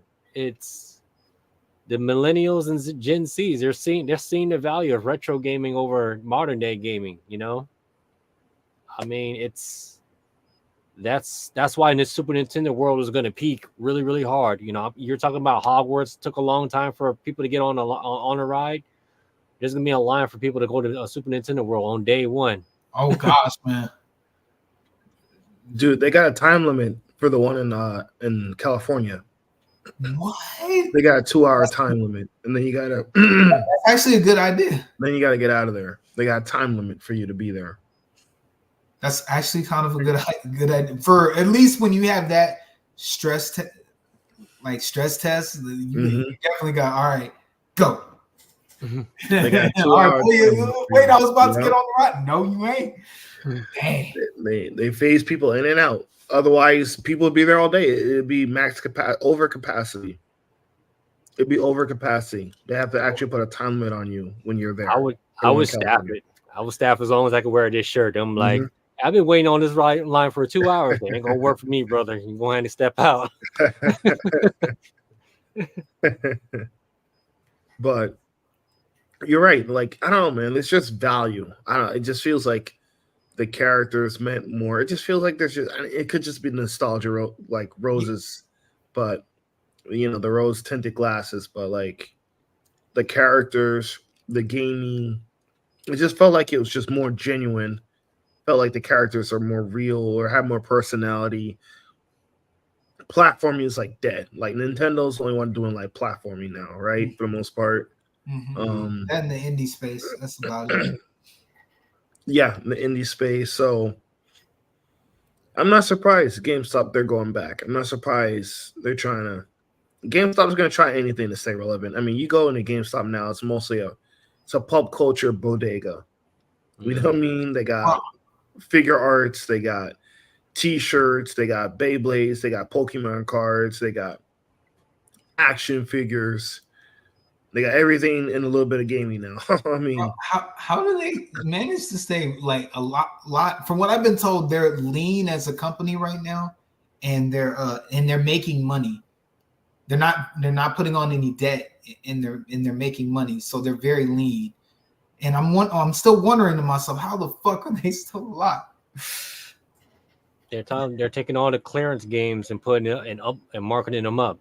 And the reason why I looked at GameStop Retro, I says them games ain't been around since in 10 years, so they're going to be the worst condition ever. You're talking about getting a PS3 game, you're only going to get a disc. Nobody, you might be able to get a cover and an instruction book with it, you know, but it ain't like how I thought they were going to do with GameStop, you know, because at least in Japan, if you went to Japan, their book offs, all of their products is handled with pure care. It comes with the cover, it comes with the instruction book, and it comes with a clean, unscratched up ass game. Whereas GameStop don't care. If they can usher that shit out, they're gonna usher that shit out at full price. Damn. Wait, so you telling me if I go to Japan right now, I can get me an old copy of Shonen Jump in pristine condition at a reasonable price? Way better than GameStop. Oh.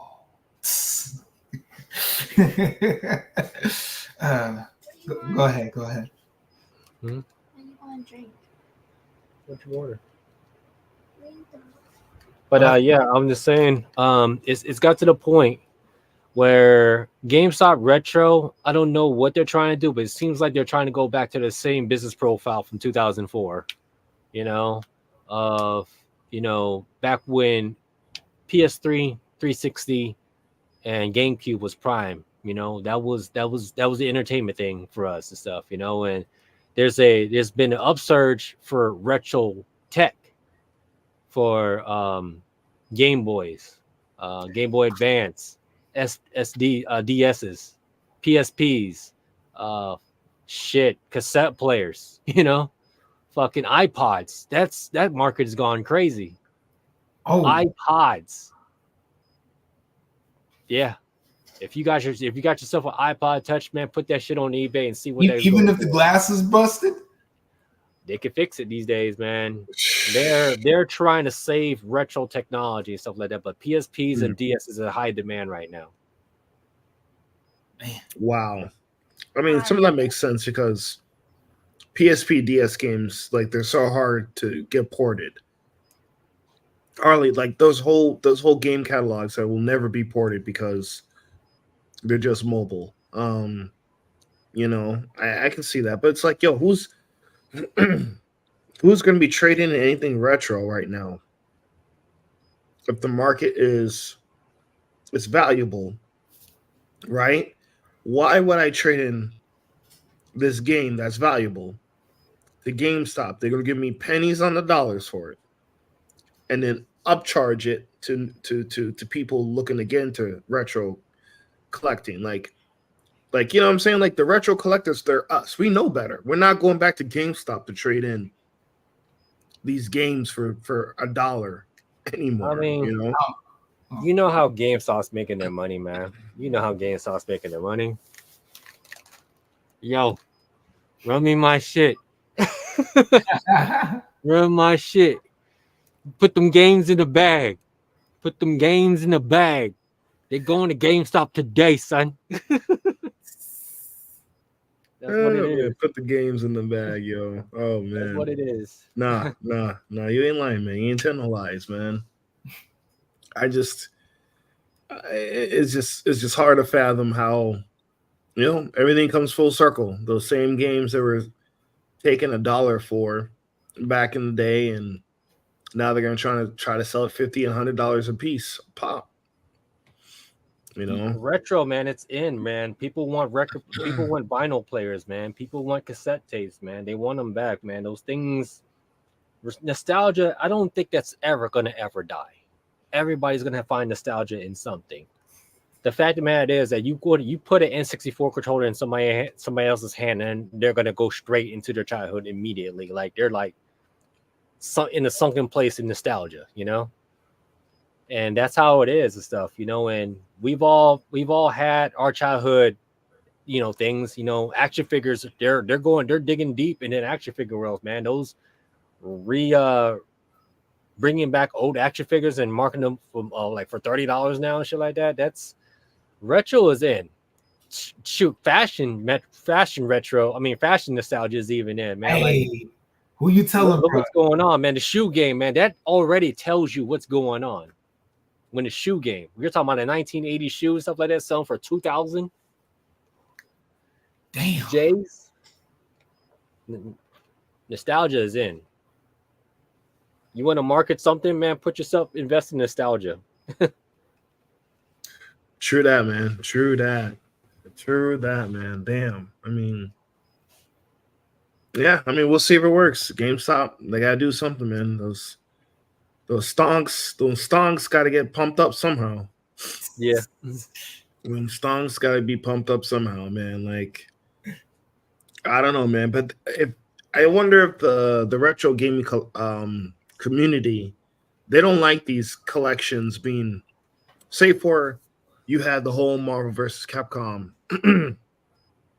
every single game, right? Then the collection comes out. You're like, oh crap, my price is gonna go down now. Like, I wonder how these retro collectors feel when they have these new collections that come out that bundle all these old games together and their prices goes down. How do you think they feel towards these collections? It's a physical game that they still have, that still remains its value. Because just to own something like that, like a Marvel vs. Capcom 2, a pristine condition, stuff like that, that's still, it's going to hold the same value as a comic book, regardless of how it's distributed. You know, we've talked about grading stuff. If games are getting graded, hey, I was just about to get to that. I was just about to get to that. People made fun of this like a decade ago, and I said, like, they're just ahead of the curve. They were ahead of a curve when they did that. Because, bro, some of them, like, I'll be honest, man, I do want a graded, well, I won't say a graded, but a sealed copy of Pokemon Yellow. Because that's the first game that made me feel like a gamer as a kid. And the first game I really felt like I played. So, but see, I could see that being a thing. And I went to, we had the con here in Houston, a guy had graded games. He had graded games. They weren't the best ones. Yeah. But he had some graded games. So speaking of which, if y'all did have to get one game graded, or an original copy sealed game, what would it be? Only one. Oh, that way I make it quicker. I'm gonna take a while on mine. I'm gonna let Dion go with this one. Oof. One game, huh? Dude, I think if I had to do one game sealed, it might have. I'll take the easy route. Final Fantasy 7. Oh, good one. I'll do Final Fantasy 7 sealed. Good one. That would have been on my list too. But yeah, Pokemon Yellow. I gotta have it, bro. I still remember the Christmas I got it, bro. The Christmas I got it with my Atomic Purple Game Boy. Yeah, I had the purple Game Boy too. Yeah, and I was the only one that had that on my block, and I felt special. Everyone else had all the other stupid colors. Yeah, I didn't get yellow. I had red and blue, so I never got yellow. I had red later on, or at the same time, I believe. Oh, you're up. Whew, all right. one game I'll get sealed, man. It'd probably be Pokemon Stadium. Okay. Rather Stadium or Snap. But one of those games actually revolutionized Pokemon in the 3D factor and stuff. Those are things that we've never seen in a long time, and that was eye-opening to see Pokemon in 3D. But it'd probably be rather Stadium, Snap, or Puzzle League. One of those three. I got a second one. I had my friend gave me Lunar 2 Essential Blue Complete. Wow. It's a JRPG, very anime-ish, and I liked it as a kid, whatever. I was as a teenager, but this thing is going for $500 pre-used. Oh yeah, not even sealed, pre-used, $500. And he gave me. I had this whole thing. He gave me this for free. Oh, wow. No way. He gave me this. You had all of that? Damn, I had all of this. He gave it. Don't that make you want to go back in time and whoop your ass? Yeah. I'm the same way with myself, man. I wish I could go ahead and talk to my little kid. My ass for my PlayStation 2. I gave that shit to GameStop for nothing, bro. There's a dude here who's selling a silver one too. It's fucked up, but it's a silver one and it has all the games built into it for $250. I'm thinking about getting that at some point. I sold my Dreamcast. Well, no, I didn't really sold it. I kind of just gave it away because it had no value at the time during GameStop, and I got ripped off as a kid because it said, "Damn," they say, "No, we don't take those in anymore." I said, "All right, well, just get rid of it because I don't have place for it." That's where I'm kicking myself in the ass for, was getting rid of my Dreamcast. Damn. Man, Dreamcast, that was a solid console, man. It just, the PS2 hype killed it. You know what I mean? And shoot. Charles, what's up, man? Hey, what up, Charles? My bad, y'all. The guy that never went to Disneyland. Mr. Orlando himself. Cracking. You good, man? What's good? What's good with you? What's going on with y'all? Sorry, I missed half that passed up. Shit, I'll be honest with you, man. I'm about to rack out in like 20 minutes. I'm in the same boat. I'm in the same boat, man. But we just talk about retro collecting and how nostalgia will never die. Nostalgia will never die. Straight up. Oh, you know what? I'll ask you the question. If you had to have one sealed video game, original, what would you have? One sealed video game. Mm-hmm. Just one, huh? Mm-hmm. That's why the question is tough. I feel like it's got to be Smash. Okay. I feel like Smash transcends fighting games. Everyone can kind of pick it up. Okay. Man, is it Smash or a kart? Ooh, 64 was the best. So, in my opinion, 64 and DS are the best Mario Karts. Double Dash was like third, but I hate that switching mechanic in Double Dash. Yeah, because Mario Kart put pressure on everybody, man. Especially when it came to Wii. Ooh, them tracks. Good. I'm gonna have to go Mario Kart. Okay, which one? Mario Kart for the Wii. Okay. Everyone. I had the best tracks. Those tracks were like the best in the series. You're a me person. You could compete as your character. Yeah, I'd say that. Okay. Oh, let me take mine back. I want to go with Hey You Pikachu. I want that sealed. Ooh, Hey You Pikachu. Yeah.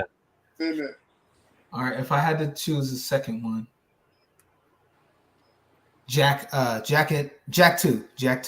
I played the hell, and that game was hard, bro. Sometimes that game was like if you got past the hoverboard, anybody that got past the hoverboard, props to you. Props to you. That the hoverboard bomb situation, props to you. That game was tough. So, man, I want to turn up my video game playing next year. Really? I'm gonna start from the beginning, like all the shit I played. You gonna be sitting up here doing emulators, brother. or I mean, you will find a way to obtain every copy there ever was and have them solely in your possession right now. Yeah. I want to do that. I want to try and do that. Like play all the games I never played. Like, see if I can do it in a year. Mm. Yeah. Dang. Well, speaking of, the Nintendo Museum in Japan is opening up this year. Yeah. And they're gonna have all their stuff in pristine condition behind that case. Everything from this Nintendo's history will be there. That'll be dope. I see that play trying to get that tourism going. Mm-hmm. Smart. Come on down.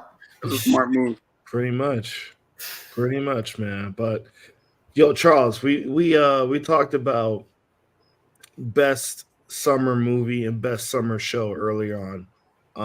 What was it for this year? This year, okay.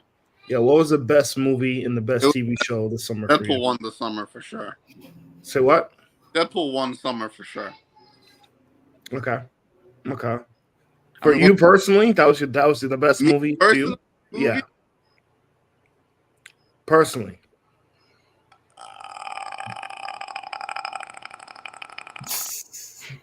Man, me personally. It's like, well, what did we watch? Hardly anything. What did we came out? All right, so my answer was I said Deadpool 3 was probably my favorite film this summer. Okay. But the best film was Alien Romulus. Really? You see? I was gonna say probably Alien. Mm-hmm. I feel like it's. I mean, I saw like maybe 5 movies this summer, bro. If even that, maybe 3. Alien, Deadpool. I don't know if Monkey Man count? Did that fall? Oh yeah, Monkey. Wow. Is that spring or summer? That was early. That was earlier. It was April, I would think. Mm-hmm. April or March. Yeah, that might be too early. Yeah. That might be too early. Monkey Man was decent. Monkey Man was pretty. Yeah, it was decent. Yeah, I'd probably have to give it to Alien as well, just because. Just the field was small. Like, the field was small. For shows, it finished July. I'm gonna have to give it to Dark Matter. Dark Matter was dope. Wait. I want to give it to Supercell, but it's probably got to be Dark. It's got to be Dark Matter. I just can't. I can't. I love what they do with Supercell, but it is at the end of the day, it's Black heroes, Negroes. Super done Negroes. very well. Don't get me wrong, but it is Negroes. Too close to Negroes. What Dark Matter did with the flip on the multiverse, and I like sci-fi, so it's gonna be Dark Matter for me. Okay, Apple TV for the win. Yeah. Oh, okay. Apple TV for the win, man. Yeah, I could barely remember any of the movies this past summer, man. This shit was I just added what just recently came out. I said The Deliverance. I think you guys need to give that a try. I was asking, is that like deep? Is it spiritual? Oh, it's definitely spiritual. Ah, shit. They turn up the ignorance in the spiritual factor. And shit. It's not comedy. It's real. Okay. Like they brought an element that I feel like that's missing in a lot of horror movies. This leaning towards the culture, you know. Okay. They got hood rat demons in there. Oh my lord. They got hood rat demons in there. I'm good, bro. I'm when good. When you put Monique in that movie, you expect some ratchet shit in a spiritual form to happen and stuff like this. This is us turned up. He said this is us turned up. So pretty much they put us in hell. Movie. This is us in hell. It's a nigger exorcist all day. Nigger exorcist. That's basically what it is. The exorcist. I don't even know how you even. Damn.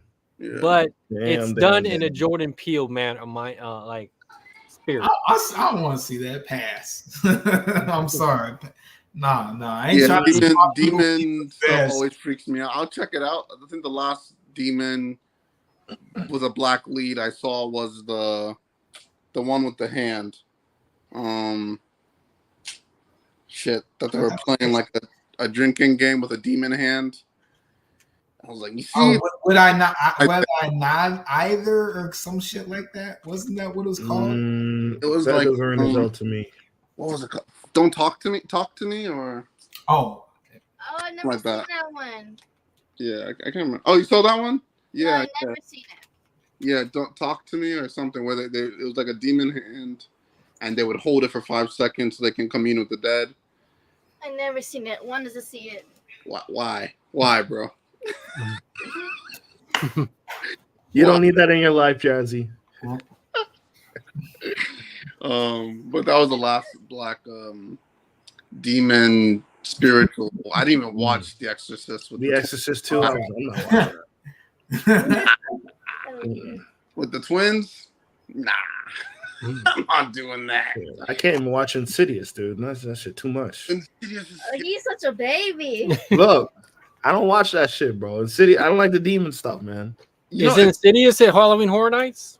Yeah, they're back this year. Oh shit. They're back this year. I heard it's the scariest one too. I believe it. No, I can't. I don't like the demon shit, man. Like the Conjuring one, nah, man. But you'll watch Demon Slayer though. hey, they getting gunned down in the street. after the dude beats him, he said he had it coming. I mean, I watched Hereditary, man, but I didn't know what I was in. I didn't know what I was in for. I had no idea what that movie was about, dude. A black Hereditary? I couldn't get through that. Ain't no way. I would have turned that shit off 10 minutes in. Nope. Done. I'm done. I'm good. Orion, Jazzy, have y'all watched Hereditary yet? No, we haven't. We're gonna check it out tonight, though. Y'all gonna have to. I mean, more power to you, man. I at least wait till the AM, but all right. Yeah, wait till brother. Oh no, I watched The Deliverance at night at midnight. Bro. And I got a sound bar and everything else. So. Oh, bro! You know what it is? It is. It's and on edible, bro. You can probably speak. I don't know how much Dion can speak to this, but because I've actually seen weird shit. I mean, y'all live in Florida, so of course y'all gonna see weird shit. Florida, I mean, like Vegas and shit. Since I've seen some weird shit, I don't even like playing with. Man. I don't even like. You know what I'm saying? You don't know what you're bringing home and shit. Nope. Bruh, this cabin I was in for the shoot, someone said they saw an old man in that joint, right? You see? Yeah, you was trying to go in there. And then the next night, right? So everyone went home, except for like 6 of us. So like, oh yeah, the room's free. And the room that was free, I went in there, right? And they said there's an old man that loves to fish here. I was like, nah. Nah. I'm not staying in this room. Nah. Yeah, Dion ain't got his Ghostbusters gear with him. Nah. I went to the living room. I put on that TV and put some Dragon Ball Z on with all the lights. I'm like, nope. Ain't no way. I ain't getting caught up in some interdimensional demon struggle on a Sunday afternoon. I'm just not doing it. I just don't. I'd prefer not to, man. Like, I'm good. Did I go into that cabin in the woods realizing that I would bring home? Bro, I'm good on that. I want to see that shot location, Dion. I want to see it when I come back down. Oh, that location? I mean, shit. I mean, you could film a horror movie there. That shit was straight out cabin in the woods, man. That's spooky. It was a little spooky at night. I ain't gonna lie. And you know, this is Florida, man. They got fucking Native American burial grounds and shit everywhere around here. You see? You see? Y'all ever over there messing with Nightwolf and shit? Okay. Okay, bro. Okay. You got it. And you're the first to die in the movies. I don't know why y'all tripping. So you have Seminole, huh? Let's test that out. You have Seminole? Let's test that out. You have Cherokee, huh? I wanted to know if you had friends on the other side over there. I don't know them niggas, bro. I don't know them niggas on the other side. They can stay there. Oh man, funny.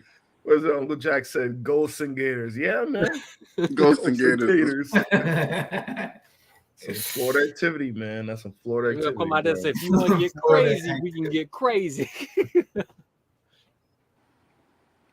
But now, y'all go ahead. Let me know what y'all think about Hereditary. We're giving it a try tonight, man. We've been trying to give everybody else's suggestions a shot.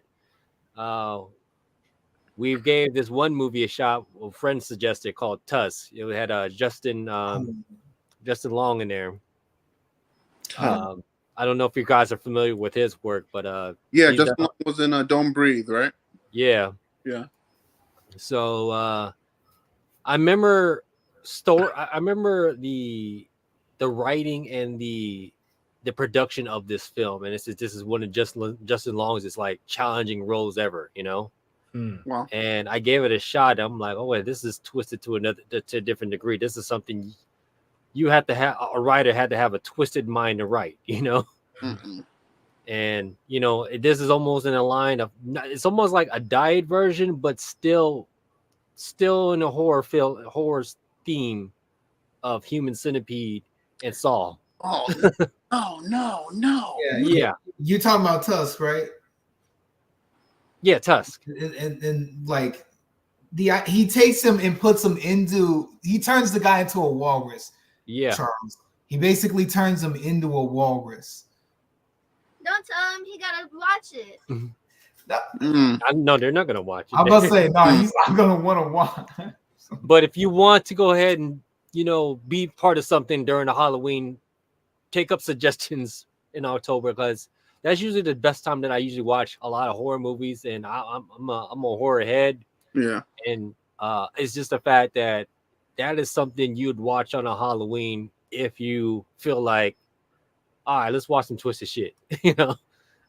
Man, okay. And Saw 10 was a lot to take in because of the shit that they were doing in that movie. Was that the Chris Rock one? No, that was Spiral. Spiral, yeah. But if you're a fan of Saw, this is almost in the same realm as that. I can actually stomach Saw just because there's so many. It's like I can actually be like, another trap. Yeah. All right, you know what I'm saying? Like I can actually stomach Saw pretty well. Yeah, man. I can't I don't like. know if you're gonna be able to stomach Tusk though. Yeah, that one's sounding a little rough. Is it like European too? Is it like international? Is that American made? Yeah, that's American made. All right. I mean, they got some limits then. Yeah, I did watch one with this was a Spanish movie, and he turned the guy into a girl. In her skin? And you seen that one? Was in her sleep? Like in another. Because the guy raped his daughter. Something like I thought it was like it's been so long. Smashing her. That shit was wild. He's a doctor and he turned into a girl. He started smashing her, bro. Whoa. What? Yeah. Yo, I forgot. Yeah. I ain't seen that in a while. I haven't seen. You ain't seen that in a while. What do you mean you ain't seen that? What are you talking about? No. The movie came out so long ago. How old is? Because that movie. It was a Spanish film. It's one of those movies that you put on your writing and you're just like, what the fuck is this? I mean, but it's really about. I mean, there's people who's got a thrill. I mean, look what's got an Oscar. Was it Emma Stone did the movie? Yeah, where she's like an adult in a baby brain or something. Yeah, yeah, like she's reliving her life again. Poor things, yeah. Oh.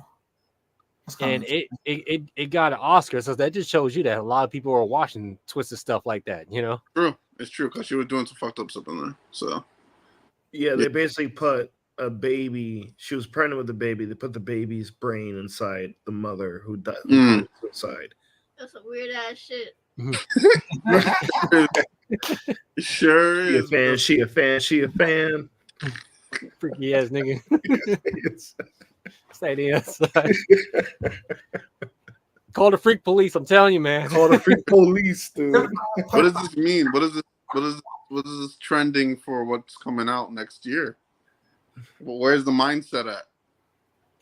I mean, this is the thing. It's you're taking a lot of chances on writers, you know, Mm. and this is where we all come in. Is that we all could write something, and the goal and the challenge at the same time is getting it well received.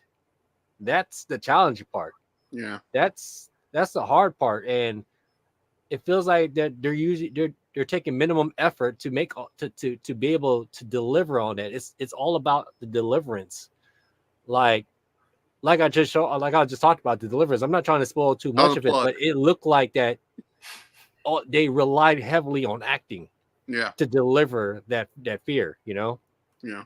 I'm gonna check that out. I like and that. I feel like that, you know, once the story is written, now it's really all about the director and it's really about the actors and actresses who are involved to be able to convey that feeling and that emotion that the writer was thinking about to be able to, you know, kind of like, you know, achieve, you know, and that's the genius about movies and stuff is you're immersed into that scenery, that emotion and stuff like that. You're feeling every minute of it and stuff, you know. And that's the reason why we're like, you know, whatever we write and stuff, the magic is really with directors and actors because they're ad-libbing, they're improvising, you know, just to sell you on that feeling. Yeah.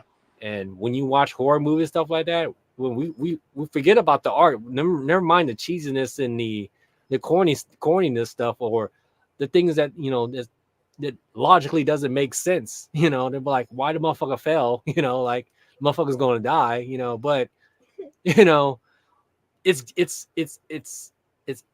edge of the seat, you know, thrills. It's like this motherfucker get the hell up, you know, like you gonna die, you know. That's how to get you. That's true. That's part of the plan. Yeah, that's the beauty of the genre. Just like you can make something on a shoestring budget and make your mark in horror. You know, it could be still beautifully shot without a $20 million budget. You know what I mean? Like that's probably the most forgiving and high potential genre for like amateur filmmaker or any kind of filmmaker. That's true. It's horror. I mean, they made the first Halloween movie on a shoestring budget. Case in point, Paranormal Activity. But what was the budget on that? Blair Witch. Oh, that was definitely low. That was super low. Blair Witch was $50 and a cup of coffee. Yeah, Blair Witch. Yep. And a killer ass campaign. And a killer ass campaign, man. Michael Myers. Straight to Sundance. Michael Myers, man, a cheap ass Halloween mask I repainted. That's it. Yeah, I'm about to say, like, horror's really all you really need is for the actual like the blood stuff. Other than that, because like shooting on cheap locations most of the time. Because even within horror, there's so much variation too. Because you have the serial killer, right? Mm-hmm. That I think is tough. I don't think they can do that again. The serial killer, Scream, Michael, Freddy. I don't see how they can do that, like something like that again. They'd have to come out a whole new angle. And then there was fucking spiritual shit made a comeback. I remember fucking what was the one that you had to smash somebody to spread it? That shit was scary. You have to smash someone to spread it to the next person. Yeah, and it was teenagers. It follows, bro. It follows. It follows was shot for nothing. I was shook. Really? And brilliant concept because like, what was the production company? It doesn't run at you. The thing just you don't know who it is, so it's just people walking towards you. Like, remember the movie Smile? That seemed like the same concept. That was like the whole same concept. Yeah, this spreading thing. This like it's almost like the idea was the horror. The idea they stopped giving it to one person and it became like an ideal, like that whole thing. And then that's interesting. Happy Death Day, that was more comedy. But yeah, the spiritual thing made a big comeback. Shit, Black Phone. We could film Black Phone. With a good basement. All you need is a basement Straight up. Two vehicles, Mm-hmm. and then you got black phone. And Ethan Hawke will do it, man. Mm-hmm. Just call him up. Ethan Hawke loves him a new concept, man. He loves that shit. He always shows up. Insidious was freaky too. Insidious had me shook. Insidious was super scary, man. You got little kids giggling in the background. I'm done. I'm like, nope. Yeah. I'm leaving. You get yourself some little kids giggling in the movie, and it's done. It's a wrap for me. That's real. That's what I'm saying, Dion, bro. I have something to pitch out to you on some audios, man. But we could do shit like this on the budget with everything is that Hollywood is doing, man. I'm like, dude, if they're doing this on a shoestring budget, this can easily be done with a little. The selling point is what a director and what actors can do, you know. Facts. And people can act, man. People can act with good direction. Mm-hmm. I remember I was shooting Fatherhood, and I was like, damn, these people are fucking good. Yeah. Like, y'all are good. How much am I paying? $100 a day? Oh shit! All right. $100 a day. Hire on Fiverr. Hey, we need somebody to act on here. Yep. Pretty good. They're passionate, you know. They're professional. Like, yeah, you can shoot some shit. You can definitely shoot some shit. Yeah, without a doubt, you can definitely make some beautiful art. Especially when you're not concerned about. I found them. What me and Dion are trying to do we're doing like a collab comic universe, and we're just trying to separate the making of it from okay, we're gonna go get the shit sold, because like I feel like half of the issue with quality is that people are so concerned about the sold part that they're not making the shit worth buying. Like they're just like, oh, it's a collector cover. I'm like, nigga, who are you? But what about y'all remember Blood and Honey with Pooh? Winnie the Pooh? I never saw it. Yep. You Yo. Hey, Papa Jack. Yo. Papa Jack. We in the Papa Jack trenches in the now. house. We got Papa Jack and Baby Jack over The here. champ is here. The champ is here, yo. he looks just like you. We in the trenches. What the? Hell yeah, What's man. this? What's this? Hey, the hair I'm We're losing. putting he Mickey picked Mouse it up. ears on Baby Boy over there. Oh man! Look, the hair that I'm losing, he picked it up, That's man. it. That's where it went. That's That's where a worthy sacrifice. Listen, hey, that's what it's all about, right? Yeah, A worthy sacrifice. Yep. Yeah. Hey, I'm just pulling up before we call it a night, man. Salute to y'all brothers, man. We in the Salute to trenches. you. Fam. All right, salute to you, man. Appreciate it, brother. All right, For sure. Peace. Peace, bro. Yep. Man, that's what's up. Jack. Bro. I am Uncle Jack no more. No more. Papa Jack. Eddie said Papa Jack. Papa Jack. Papa Jack. Gonna have to rename me. Yep, Papa Jack. Yeah. But yo, I mean, we got some ideas, man. Dude, we're not gonna say it on here, but Yeah. I kind of gave some up, bro. While you weren't looking, I kind of loosened and gave some up. But you know. No, we were talking theme park shit. I mean, yeah. Hey, who's to say? Who's to say, brother? Yeah. You never know. You never know. But yeah, man, we got some good stuff, man. And the horror genre it's a beautiful genre. I mean, the Terrifier. I mean, this guy, big smash hit. You love the Terror. Jazzy, what's so special about the Terrifier? Why you like Terrifier? The gore. The He gore. thinks it's funny. There you go.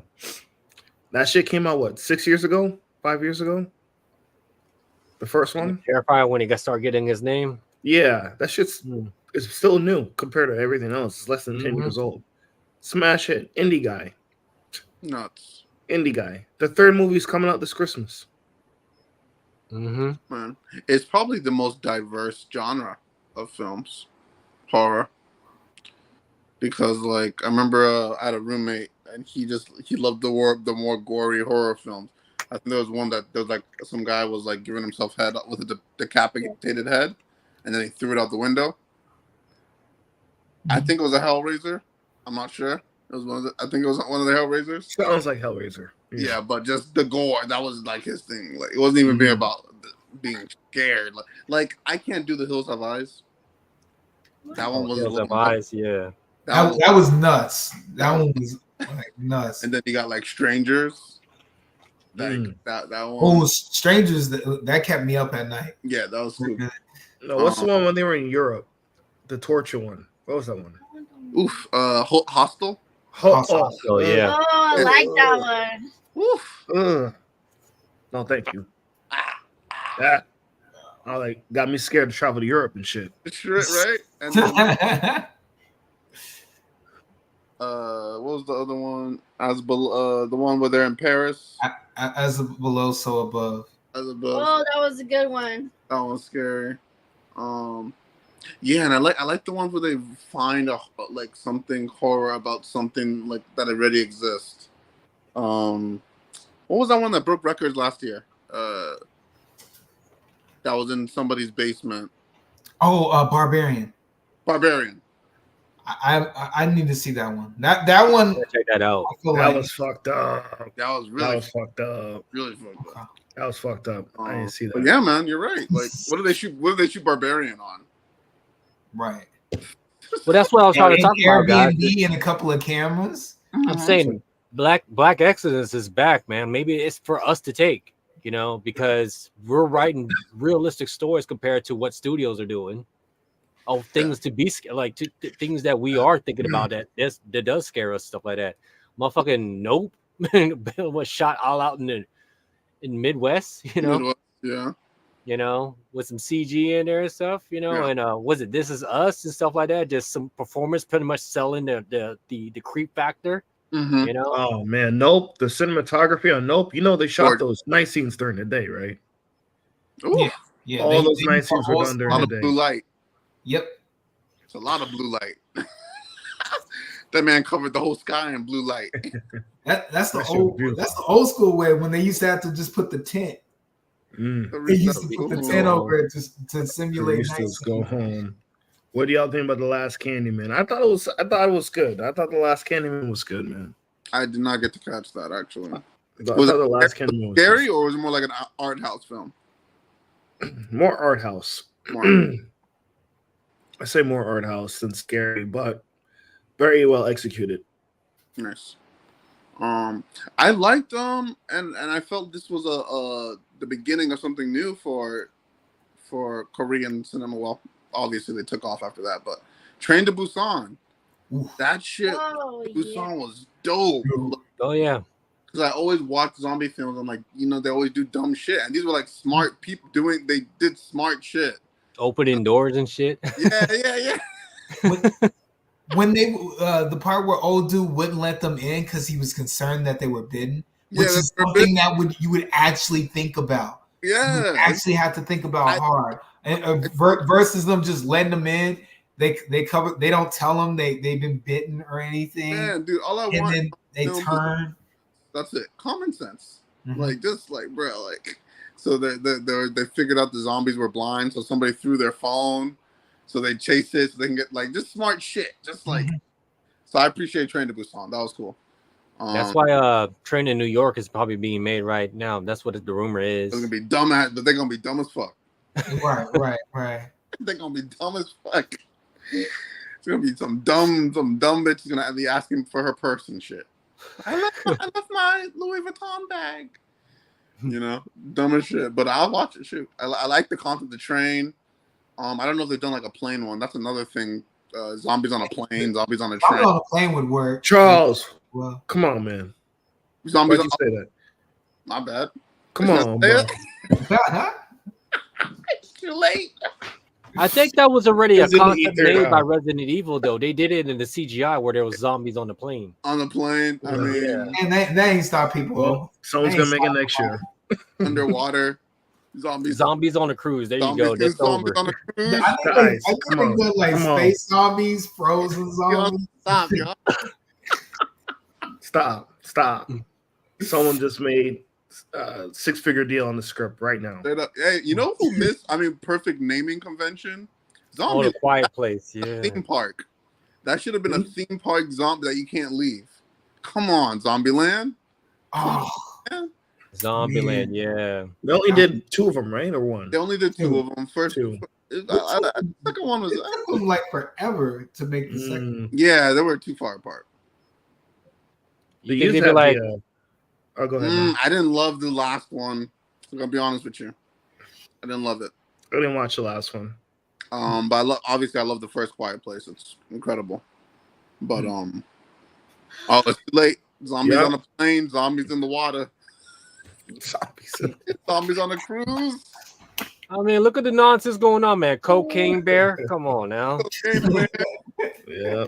Someone's making Meth Gator for Florida right now. Hey, Meth Gator, I watched it. That would go hard as fuck. Can't wait to see it. Can't wait to see it. Oh, man.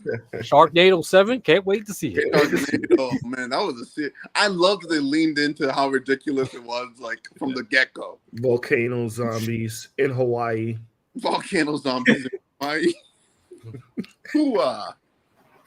I think we like tiki head shrinkers. I'm waiting for the alien horror to come back. That might be some time. There is actually an alien movie that I did watch. It had a lot more.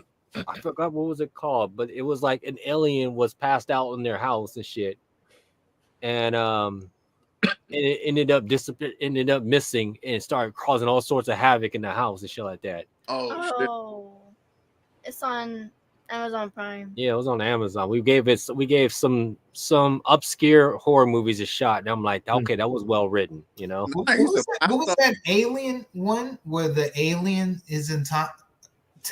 This one little townhouse with the girl. No dialogue, right? Yeah, there was like hardly any dialogue. No dialogue. No, none. You know, none. There was none. 10 words. Yeah. Really? Yeah. And I think those work really well where it's like intimate. Yeah, it's like intimate, like it's a town. Like the big alien invasions are hard to make scary now at this point.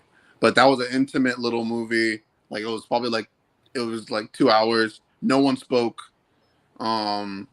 Yeah, that was spooky. No one was saving you. No one. Yeah, no one was saving you. Yeah, no one was. That was good, man. All the way up until the end. And that's how it probably would happen. Yeah. Shit, I want to see I still need to watch a new Evil Dead movie. With the mom? It was okay. Yeah, with the mom. I'm good on that. I'm good on that. I'm good on the demon. That ain't gonna work for me, brother. You can like possess like the girl that's like that, you know, like she's not sure she wants to be at the party. I'm okay with that. But not the mom, bro. You gotta possess the mom. Jazzy, you said it was okay? Yeah, it was okay. So it's alright. And I like the last Evil Dead too that they did, so it's pretty good. But yeah, horror, man. Horror's unstoppable. Shit. When they might be a thing for us, man. If you ain't doing comic books, man, writing horror could be the it. It could be the it factor for us, man. It's something that we're taking over, man. Like we got Black people taking over country. Like, come on now. Like it's we coming for it, man. Wait till Black people get to NASCAR. We coming for that too. We coming for it. We like to drive fast. Yeah. Facts. Man. Yeah, we got GJ still working development. You know. Oh yeah. Is it GJ? Is it GJ? Oh, fuck me up. I'm fucking it up. GJ. Think I'm smoking for real. I'm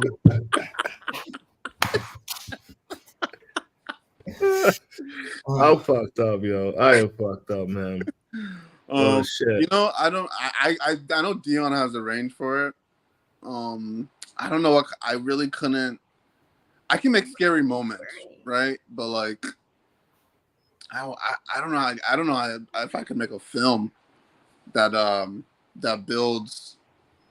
It would probably be another film that's scary rather than like a horror film. You know what I mean? Well, you got.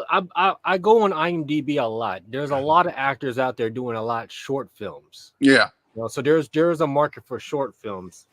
I remember back in the day, man, that it was 90s was all horror. There was like a lot of horror admiration. Mm-hmm. When we had Are You Afraid of the Dark, we had Goosebumps, we had Right. Tales of the Crypt, we had Twilight Zone. All that shit was hitting on all fours and stuff, you know. And I feel like that maybe a short film or a short series could be well written and stuff, you know, and to give people that feeling of, you know, what if this was real, you know. And there's no better feeling than having a black point of view of what they perceive as scary, you know. Man, what is scary? What is scary for a black person? Florida man can be scary. Florida itself is scary. Florida could be scary. You could make Florida scary in a film if you wanted to. And I'm giving out free game right now. Yeah, we had some from out of state, from Connecticut, and they were for the weekend, and they were really ready to go home. They were like, I don't want to be here in Florida. They want to, you know, they were from the LGBTQ, you know, family, and they were like, they want to kill me here. I'm not welcomed here. Oh, I need to go. Oh, so a social commentary. I don't know. He was not comfortable. They were not comfortable here. Kind of like Red Dawn-ish. Or like Karen. A Red Dawn take kind of thing, but it's Florida. I mean, I feel like that's what Homeboy was trying to do. Villeneuve with the Civil War movie. Oh yeah. Kind of fell flat a little bit. Yeah, I remember Lake View Carrots. Planet Florida. Oh, that was a good movie. That movie was more. Yasuke, Samurai Boxer versus Shogun Zombies. Samurai Boxer. Samurai Boxer. You can't even be a samurai in your death. Shogun Zombies. Even in death, you are not a samurai. Even in death, you'll never be a samurai. You're my retainer only for life. Don't forget Ninja Clan.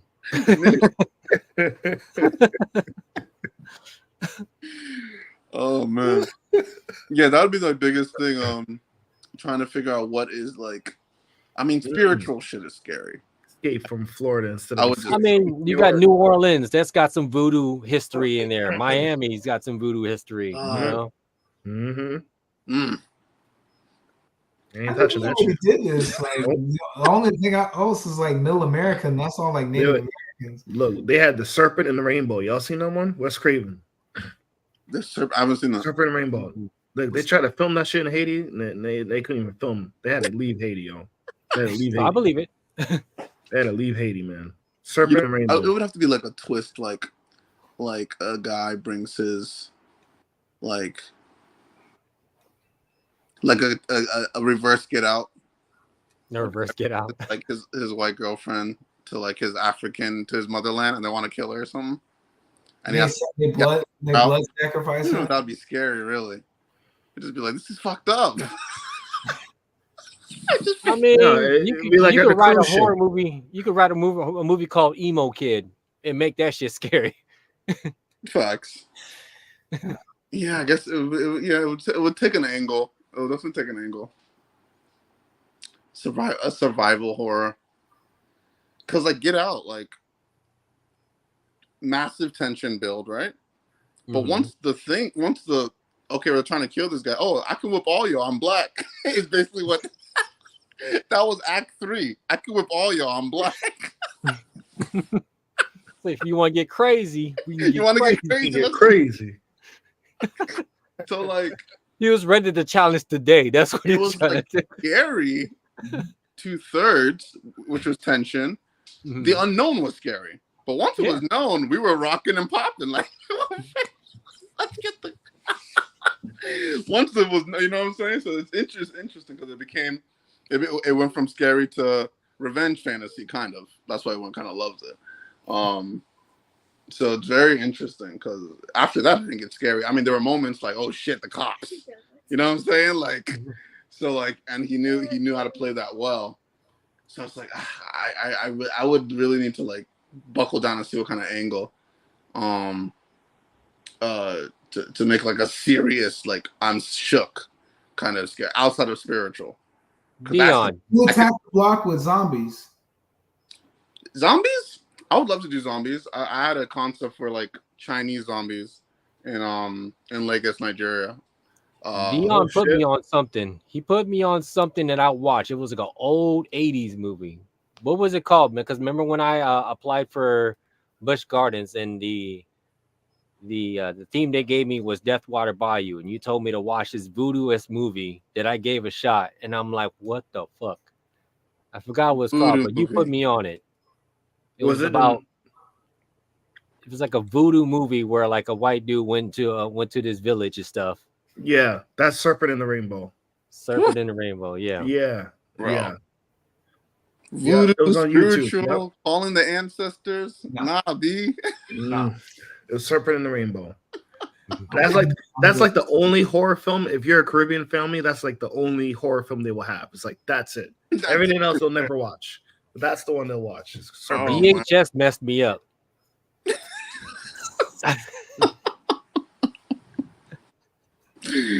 Yeah, that shit's scary. It's just oh yeah, The Purge. Oh yeah. Oh, The Purge. Okay, great thriller.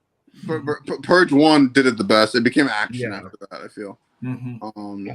Yeah, but that concept's awesome. Though basically the world's going to shit, survival. That's a cool concept. I don't know if biological horror is still a thing. Ebola. The biological horror. I've already seen enough of it in real life that no one's scared anymore. Wear a mask. Right. I put a mask on. There's a movie called The Vid and dupe and sell that shit. Vid 19 and boom. Vid 19.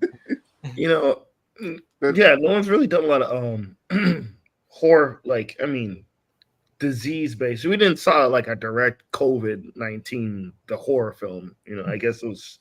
What was that one? Matt Damon, Contagion. That Contagion. Was 2000. That was 2000. So that was old. No one jumped on that for a horror film. Yeah, Hollywood are probably like, nah, that's too much, too visceral, too real. True. Yeah, I mean, there's got to be an angle out there. You know, there's one Marvel character I would love to do horror film. Love to do horror. And be this guy right here. Missed opportunity. Missed opportunity. So you make him serious? Yes, dude. Come on now. Look at this guy. Venom. He's scary. He is terrifying. Venom is terrifying. I thought you would go with Carnage. That just means Carnage is like even more. Carnage is a little bit too one-dimensional for me. I like Venom's got a little bit more layers to work with it. For me, personality with Eddie and everything. Okay. But they play him up for laughs, you know, and it's fun, whatever. But you could do a really nice, serious, dark side to that story with the symbiotes. Nice, especially with that alien look. Huh? Kind of like Split. Almost like Split meets Alien. Because look at the character design. It's almost like a xenomorph. Look at the planning. No, man, like you brought up a good point, man. What if we did a mood switch for a couple of like Marvel or DC villains and turn it thriller, horror? There's plenty to pick from. Plenty. Like Scarecrow there's plenty to pick from Gotham. Scarecrow, you know. All of Batman's damn rogue gallery can be a damn horror film. You know what I mean? Riddler. Night in Gotham. Yeah, that'd be dope. A Joker thriller. Spawn. Oh yeah, absolutely. Oh, they're sleeping on Spawn, man. Spawn could have been as big as Spawn is now. He could still be bigger. I agree. And there's been enough time since his last outing. Oh, absolutely. Shit, you could turn Ninja Turtles into a fucking horror if you wanted to. Man. I'd rather not. I mean, they're gonna make that last Ronin one. That's sure. Yeah, I'd rather just have the gritty knuckle fights that they go on, or fight aliens. Yeah. Or mutants. Yeah, I mean, Fox has been on the roll, man. This next Predator movie, I'm excited for. They're 2 for 2. Prey, Alien Romulus.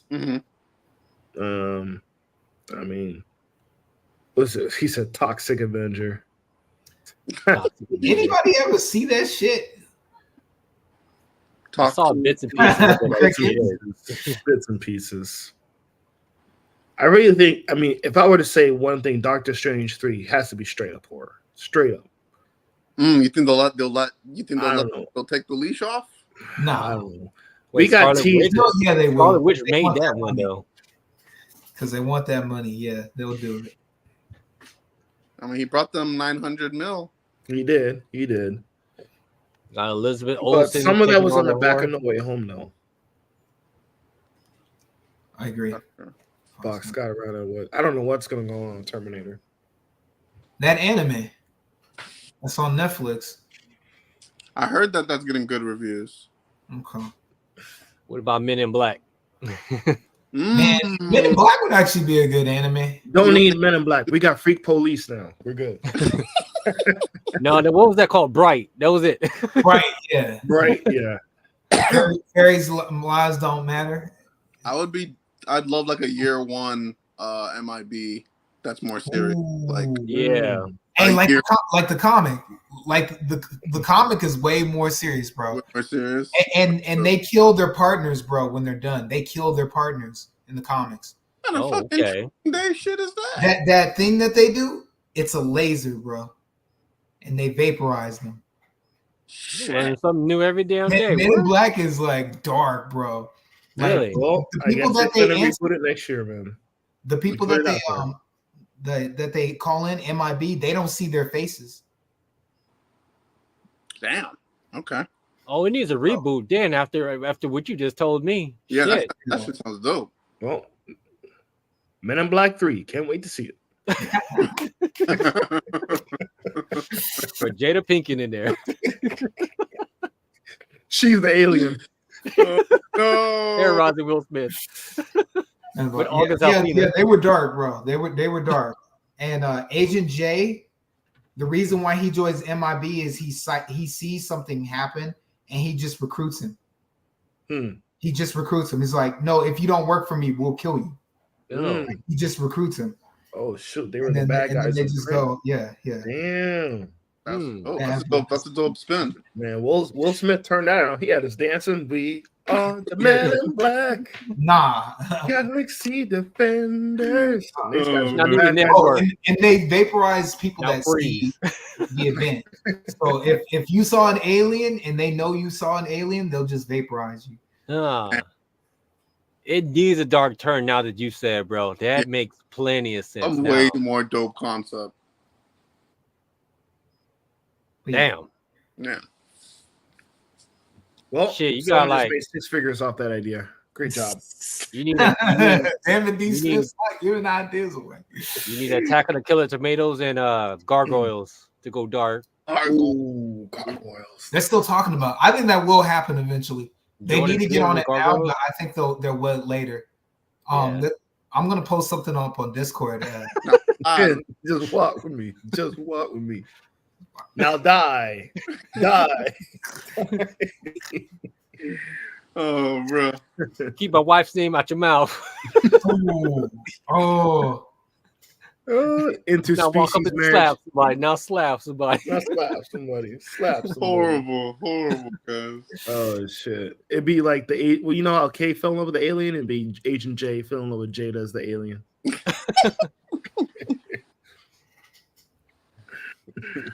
Horrible. Oh shit! Will be August Alsina, Agent A. Oh no! Smashing his alien wife. Horrible. Golly, man. Well, Men in Black 5. Can't wait to see it. Shit, we just plot line the whole trilogy right there. That's a good. I think good. I'd like to see a mini series, kind of like what they're doing with Halo Reach, Grounded, maybe like an 8-episode series. To build it up. I just want them to do X-Files, but complete X-Files meets True Detective. Shit. Coogler got the X-Files reboot. He does. Ooh, I'm excited for that. He does, doesn't he? He does, man. And I might have to look out for that. You don't miss. You don't miss yet. Kugler don't miss, man. And that might be fire, bro. That might be fire. He said, Uncle Jack says Papa Jack says the magical Negroes should have been a revenge horror film. Would never gotten greenlit. No way it would. It would have never been greenlit. No, sir. Not in this house. I mean, that's literally magical Negro level shit. Revenge on who? I don't think so. What? They would never put money into that. That'd have to be crowdfunded. What's up? What about RoboCop? We'll turn that into a horror. turn on people. It'd be Terminator. I'm gonna say that. Yeah, that's already been done. He turns on the people. RoboCop versus Terminator. I want to see that in live action. Ooh, okay. That makes sense. Yeah. Because there was a video game and a comic of that. And they fought in a couple of times. Nice. Yeah. This is a dope combo, man. This is a dope combo. Absolutely. This is a dope combo. Honestly, then I think we're gonna have to end it there at 2:40 mark. Yo, this was good. Hey. This was good. Yes, sir. 11:05 Eastern time. Shit, we ain't trying to do no 6-hour stream tonight. No 4-hour stream tonight. But I appreciate you guys coming out tonight for another live stream behind the scene podcast. As always, man, y'all always kill it. So appreciate it, man. Bye. Bye. See you on the Discord. Any ideas, put it on the Discord. All these ideas, man. I think we need to take back horror. We're going to take back horror. I think it's our time to shine.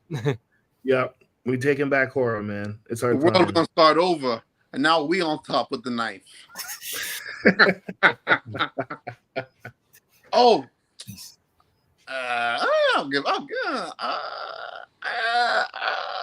One more. I was writing a short. It was short. It was probably like 3 scenes of a short horror film called Noose. Oh, where it was like a phenomenon that randomly people were randomly getting hanged wherever they were sitting, and it would just be like randomly some guy you're talking to, like, and they're all friends, and they're like, the guy will be like, the guy's probably white, it'll be a white guy, but this tightening will show. And he's like, I was just joking. I didn't mean it. Like, he's like begging his black friends, like, no, stop. But like they can't control it. But like, it's fucked up.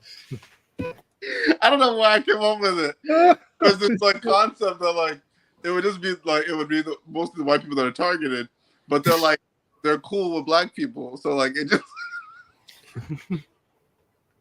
but they were still being hung. I didn't flesh it out. But yeah, it was called Noose. Wow. Yeah.